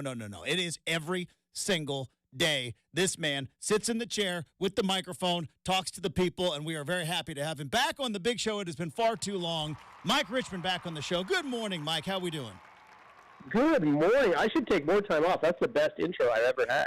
Here's the thing, Mike. I am a mediocre at best interviewer. All right, I understand that. I know you got to know your game at this point. You call yourself a pass first point guard. Like, I understand my game, but I'm an elite at intros. So I like filibuster like a good chunk of the segment with a solid intro.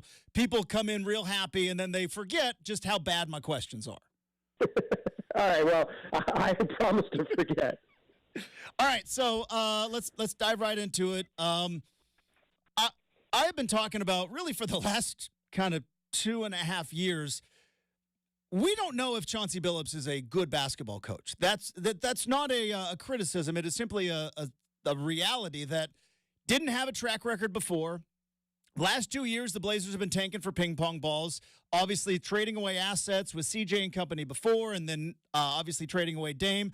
And now this is kind of the first year where they are not actively trying to lose basketball games. Now, they're losing them, but they're not actively trying to lose. I know, again, it's early. It's kind of fascinating that we are sitting in year 3 of Chauncey Billups, but this is really kind of the first evaluation we can kind of have of him as a coach. Feels like he's doing a pretty good job. Where are you with Chauncey Billups, year 3, and now with this kind of new role he has of bringing up the baby Blazers as opposed to where he was the last couple of years? Yeah, I mean, this is certainly the best work he's done in his time at the helm.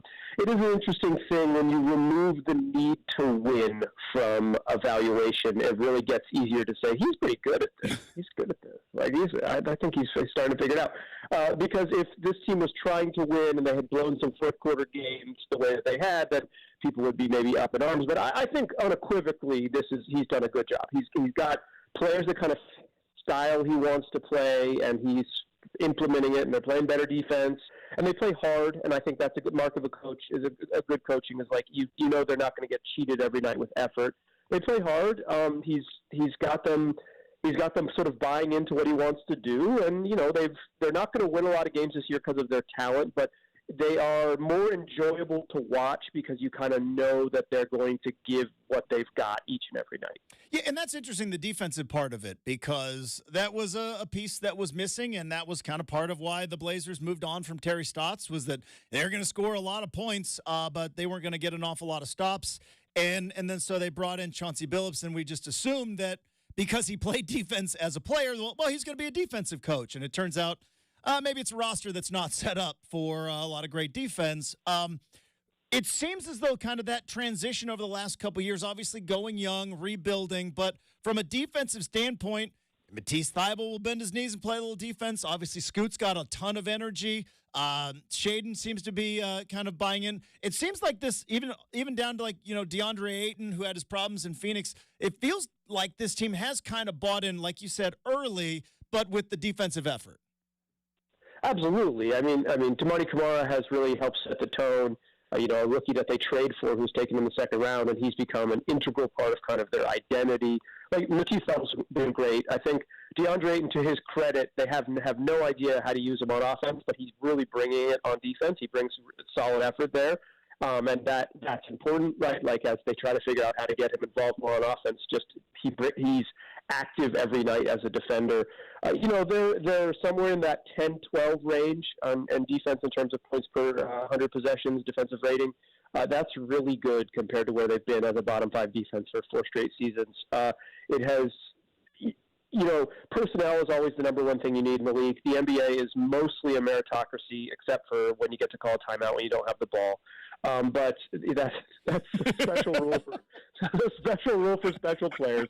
But It's mostly meritocracy. If you have players that can, you need the players that can execute the plan, and the Blazers have gotten players that can execute Chauncey Billups' plan, and they look good at it. The offense is a problem, but so far the defense has been good. Mike Richman, host of the Locked On Blazers podcast, joining us here on 620 Rip City Radio. All right, let's talk about Scoot Henderson, because it wasn't as though Scoot Henderson went into the draft and told the Blazers, hey, draft me and get rid of Dame, right? Please replace Damian Lillard with me. This is what I want. But it's the situation that he is in. They're very different players. It was unfair, I think, from the beginning to think like, all right, well, here's Dame's replacement, but top 3 pick comes with kind of top 3 expectations. It's been a rough go for the kid. Obviously, he had some injuries and kind of on a cold streak shooting-wise. What's the realistic evaluation that we should, or crazy people like me, Mike, should have throughout the season for a guy like Scoot Henderson? I mean, he's a teenager playing in the NBA. I think unequivocally you could say he has not been good. I think people want to say, like, would we be better off if we had drafted one of the Thompson twins? What if the Blazers said, done this and that? It's like, they've played 20 games. He's missed 9 of them, I believe. So he's played 11 NBA games. He's a teenager, and he looks like it. And that's frustrating, right? Because you wanted him to be special, and he spent 2 years in the G League, and there was this expectation that a couple of years of pro ball would get him further along. He's not. He's not further along. He's a teen. And it's a league for adults. I watched LeBron James at 30,000 years old dominate a young Pelicans team last night. Like, it's a league for adults. It just is. The thing you should evaluate is steady progress. I think you wanted him to start maybe on second base. Well, no, he started in the on-deck circle, to really mix my metaphors here. So it's going to take him a little while to get going, but I think he looks more comfortable. I think his decision-making is getting a little better, although there's still some stuff there. So it's really just, does he look comfortable? The jump shot might not be there this season. He might shoot a lot of bricks all year long. But he's a competitive defensive player, and I think he has looked to me, undoubtedly, he's looked better since he's come back from injury in terms of comfort and understanding. And he's still shooting some bricks, because that might just be what he is in year one. I mean, also, how much of that you mentioned, because he is a teenager, he is a kid, and there are parts of his game, like you said, the speed's not quite there, the timing's not quite there, but how much of maybe the expectations? I know it's a top 3 pick and all of that, and you mentioned him kind of playing in the G League, but also, like, Mike, he doesn't look like a teenager. He is jacked. Right. Yeah. He is jacked. He is built like a brick, house. He's got a beard. He does not look like Anthony Simons when he came in. It was like, yeah, that guy looks like a teenager. Still kind of does. Whereas Scoot comes in and is like, well, that looks like a full-grown man, and just not quite there. Yeah, I mean, it's funny. Usually with rookies, you're like, well, once he fills out, he'll be X and X and X. And with Scoot, it's like, wow, like this is like Adonis over here. And the thing that needs to happen for him is some mental stuff. Like, he plays at 100 miles an hour, which is awesome. But he needs to be able to play at 100 miles an hour, and then at 45 miles an hour, and then he needs to play at that school zone pace, 15 miles an hour, and then he needs to get back up to 100. He doesn't have that change of pace. He doesn't have the feel for when to hit the gas yet. When his first few games, he was like, okay, I'm going to play as absolutely as fast as I can, and you make mistakes when you do that. And he had a long stretch where he had more turnovers than made shots to begin his career. He's kind of dialed that back a little bit. They've dialed his roll back a little bit. But yeah, it's like his issue is not the physical tools, which makes you excited about what he can be if he can kind of figure out some of the skill stuff and some of the mental stuff. Mike Richman, host of the Locked On Blazers podcast, joining us here on 620 Rip City Radio. Let's talk about Shaedon, because coming into the draft last year, kind of the mystery man, right? He was at Kentucky, but he only practiced, and he's from Canada, but he's also from Kansas and Arizona, and we weren't quite sure. And you saw kind of glimpses last year in some sprinkled in some playing time, and then towards the end of the year got a little more run, but the games they weren't trying to win. And it looks as though at least the last 3 games, boy, he is getting really comfortable playing NBA basketball. And I don't want to put too much in this, because, again, you talk about Scoot being a teenager. Shaedon is still very, very young as well. But you see, like, those minutes that we saw last year seem to be kind of paying off. Mike looks very, very comfortable in his role. But ultimately, I guess my question is, when we get all these guards back and everybody gets healthy, what is Shaedon's role? Does he go back to the bench, or has he solidified himself in the starting lineup with the way he's played? I think he has to start at shooting guard. I think he has to. Malcolm Brogdon is better than him right now, like today. If you needed to go win a basketball game, Malcolm Brogdon's better at basketball. The hope for the Blazers is it's not that way for very long. It's not that, and they don't have, there's just they need to invest in what the direction of this team is. And the direction of this team is the future. It's the youngsters. It's the young guards. It's Shaedon Sharpe. It's Scoot Henderson. It's probably Anthony Simons. It's not Malcolm Brogdon. So I think he's the one who should get bumped back to the bench. It's not because he's not good. It's not because he's not helpful. It's just because of where the team is at directionally. They're building for something, and Malcolm Brogdon is older, and he's he's probably not part of the next iteration of this team. That said, he's still going to play because he's good, and so then it provides this weird numbers crunch, and that means Shaedon Sharpe probably has to play some minutes at small forward, which means that they're again small. And their identity has been that they've been tough on defense and big with length and athletes. And if the roster pushes you back to being small without the things that made you like the defense fun, you've got to clean up the roster. Shaedon Sharpe, when he was asked to play point guard for a brief stretch this season, looked totally out of his depth. When he's been asked to play on the wing, he looks like he could be a star at that position, or at least develop into a very good player at that position. Get him in the right role, get him the minutes, and then you got to figure out the roster to make sure he can continue to stay in the right role with those right minutes.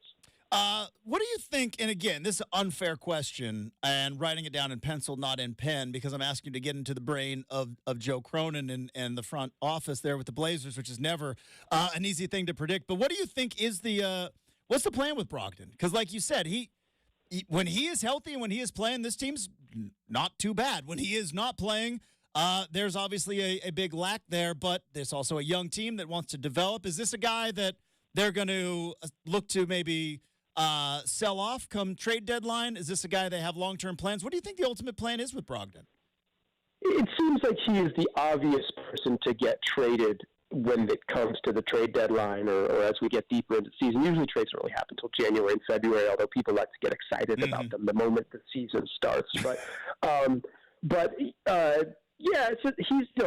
one of the big reasons that you trade Malcolm Brogdon is because he's good. I mean, that's the nature of how NBA trades work. I think people want to say, okay, what if we trade bad players for good players? The best way to do it is to trade good players for other good players that fit the plan. And I think ideally, if you're me, I'm not going to guess what Joe Crow is going to do because I've mostly been wrong about that. But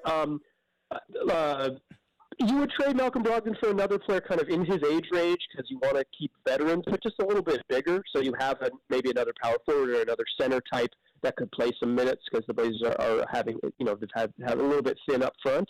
And just make the roster balanced. But, Brogdon is under contract for next season. So if a team trades for him, they get, let's call it 2 playoff runs with Malcolm Brogdon. He has some appeal to good teams.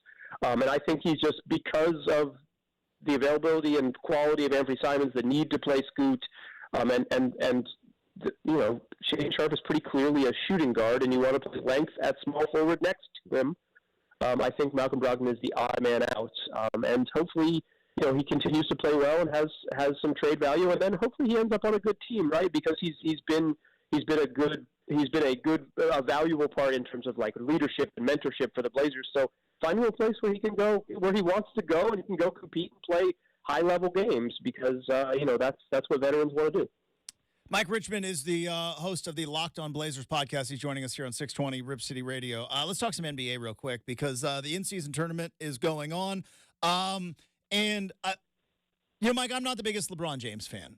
Mostly it's pettiness. It's I'm obsessed with Michael Jordan. Anybody that says that he's in the argument with being better than Michael Jordan, I fight against it. So that has probably given me an unhealthy rivalry with LeBron James. That being said, credit where credit is due. I don't know if there's anybody in the NBA history that kind of understands maybe the moment as well as LeBron. Hey, we're in the bubble. This is never going to happen again. Might as well win it so then everybody will talk about my run in the bubble. First ever play-in game. You know what? I saw 3 rims. I hit the big one. And now here we are in the in-season tournament, and LeBron James is clearly in a spot where it's like, hey, if this in-season tournament ever becomes a thing in the NBA, they're going to talk about the first one, and they're going to talk about me. Like, tip of the cap, credit where credit is due for LeBron kind of understanding maybe potentially the moment. Yeah, I mean, the guy, he he was on the cover of Sports Illustrated at 16. Yeah. He was the most overhyped prospect ever, and then he lived up to the hype. So he gets it, and clearly incredibly motivated to win this fake tournament, fake trophy. So I think that's good for the league. You want your stars to care about it. LeBron, the biggest mistake LeBron ever made was not being in the dunk contest. He should have tried to win that trophy. He ruined the dunk contest for several generations, and that's my main knock on him. But I think, one of the ways these sort of like gimmicky things work better is that your stars really, really, really buy into it. And LeBron James really, really, really has bought into it, and they're bought into it, and so it's working. There is some intrigue. I'm going to watch him play the Pacers on Saturday evening because when I watched him play last night, he looked incredible in year 20. So, I think he's a bit annoying and a bit corny, but he's still really freaking good. So good. And he never get old ever, which is also very interesting. But you know what? We'll worry about that at a different time. The fact that he never, maybe it's that hyperbaric chamber that he sleeps in or something. Also, one more thing on this in-season. Hey, Mike, when did Tyrese Halliburton get awesome at basketball? Is it just he's not in Sacramento anymore? Or they let the wings fly and kicked him out of the net? When did Halliburton just become all-time elite top 5 player in the league?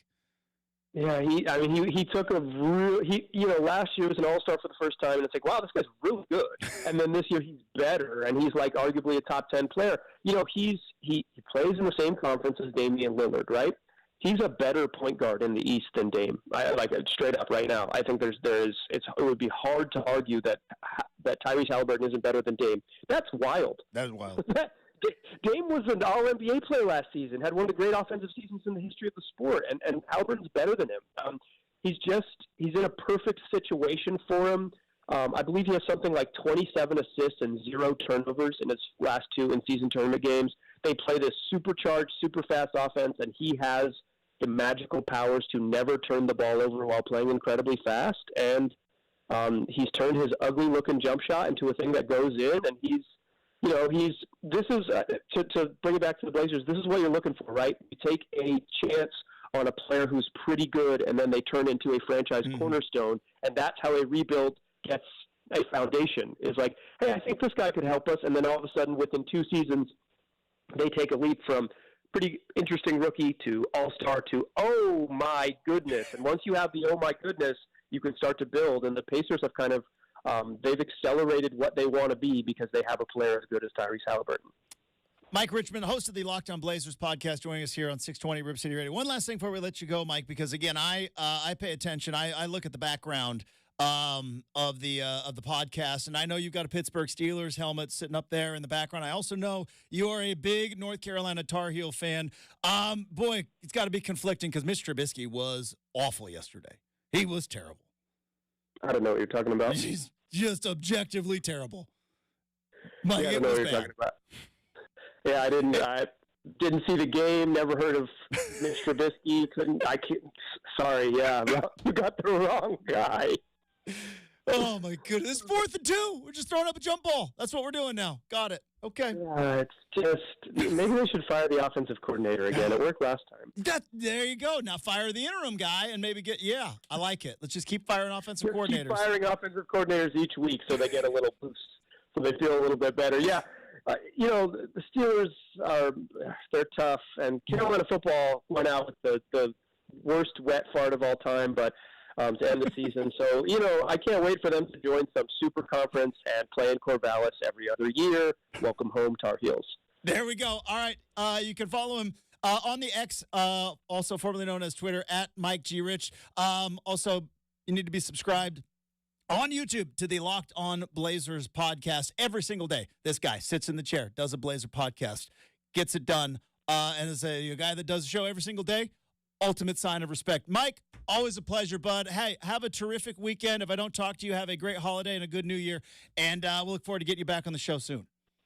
Always a good time. Thanks for having me, Justin. There you go. Mike Richman, boys and girls. We have got the RCM mailbag wrapping up the big show next, 620 Rip City Radio.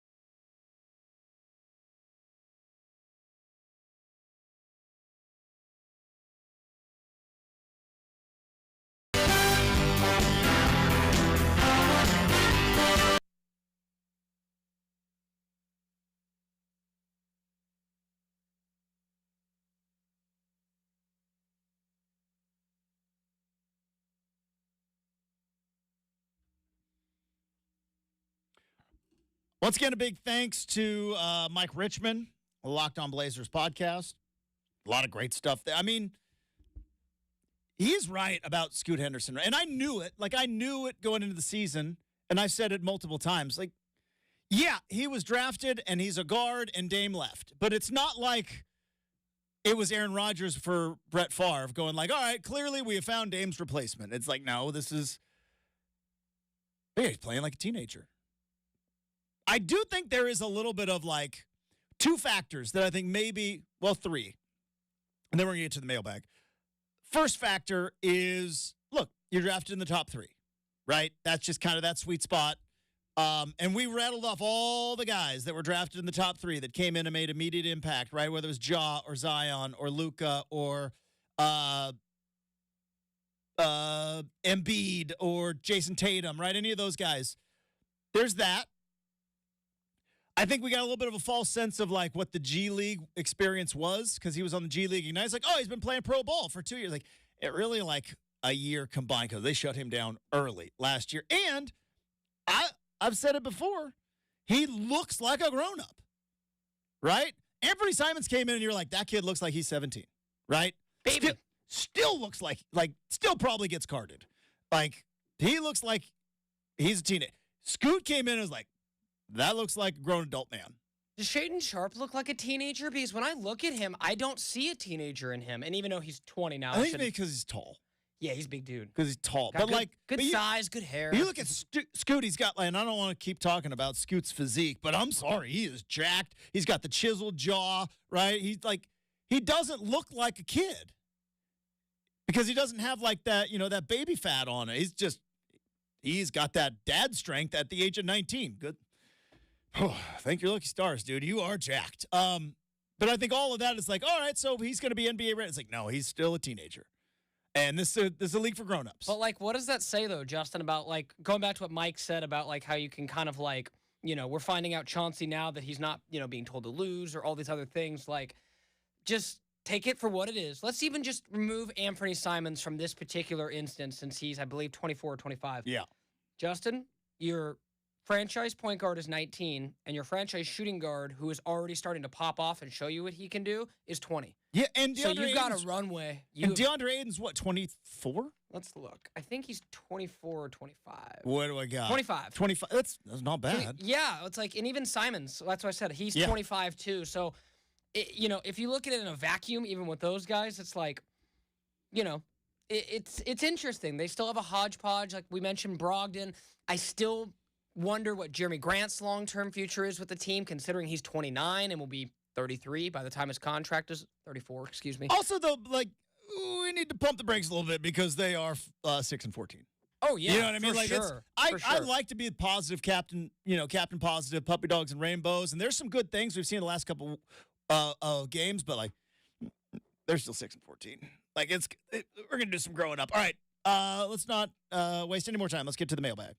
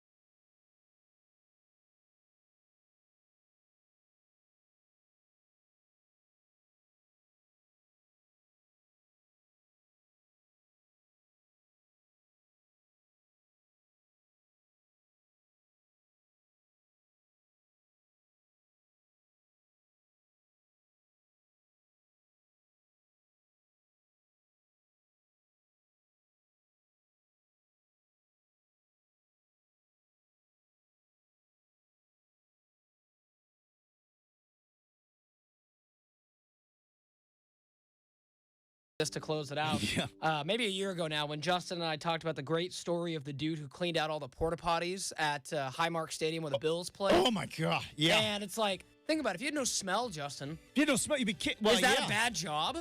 Like, obviously, it still is, but you know what I mean? Like, how much better does it get if you can't smell? As they say, in the land of skunks, the man with half a nose is king. Like, that's the thing that was said at one particular time. All right, that's going to... I'm going to stick with smell, though. I'd rather keep my... I've had taste. I know the taste of bacon. I don't want to lose that ever in my life. All right, that's going to do it for the show. Thanks again to Mike Richman. Thanks to super producer Brendan. Thanks to all of you. Have a terrific weekend. Chris Burkhart's sitting in on Monday. That'll be fun. I'll be back on Tuesday. We'll talk to you then.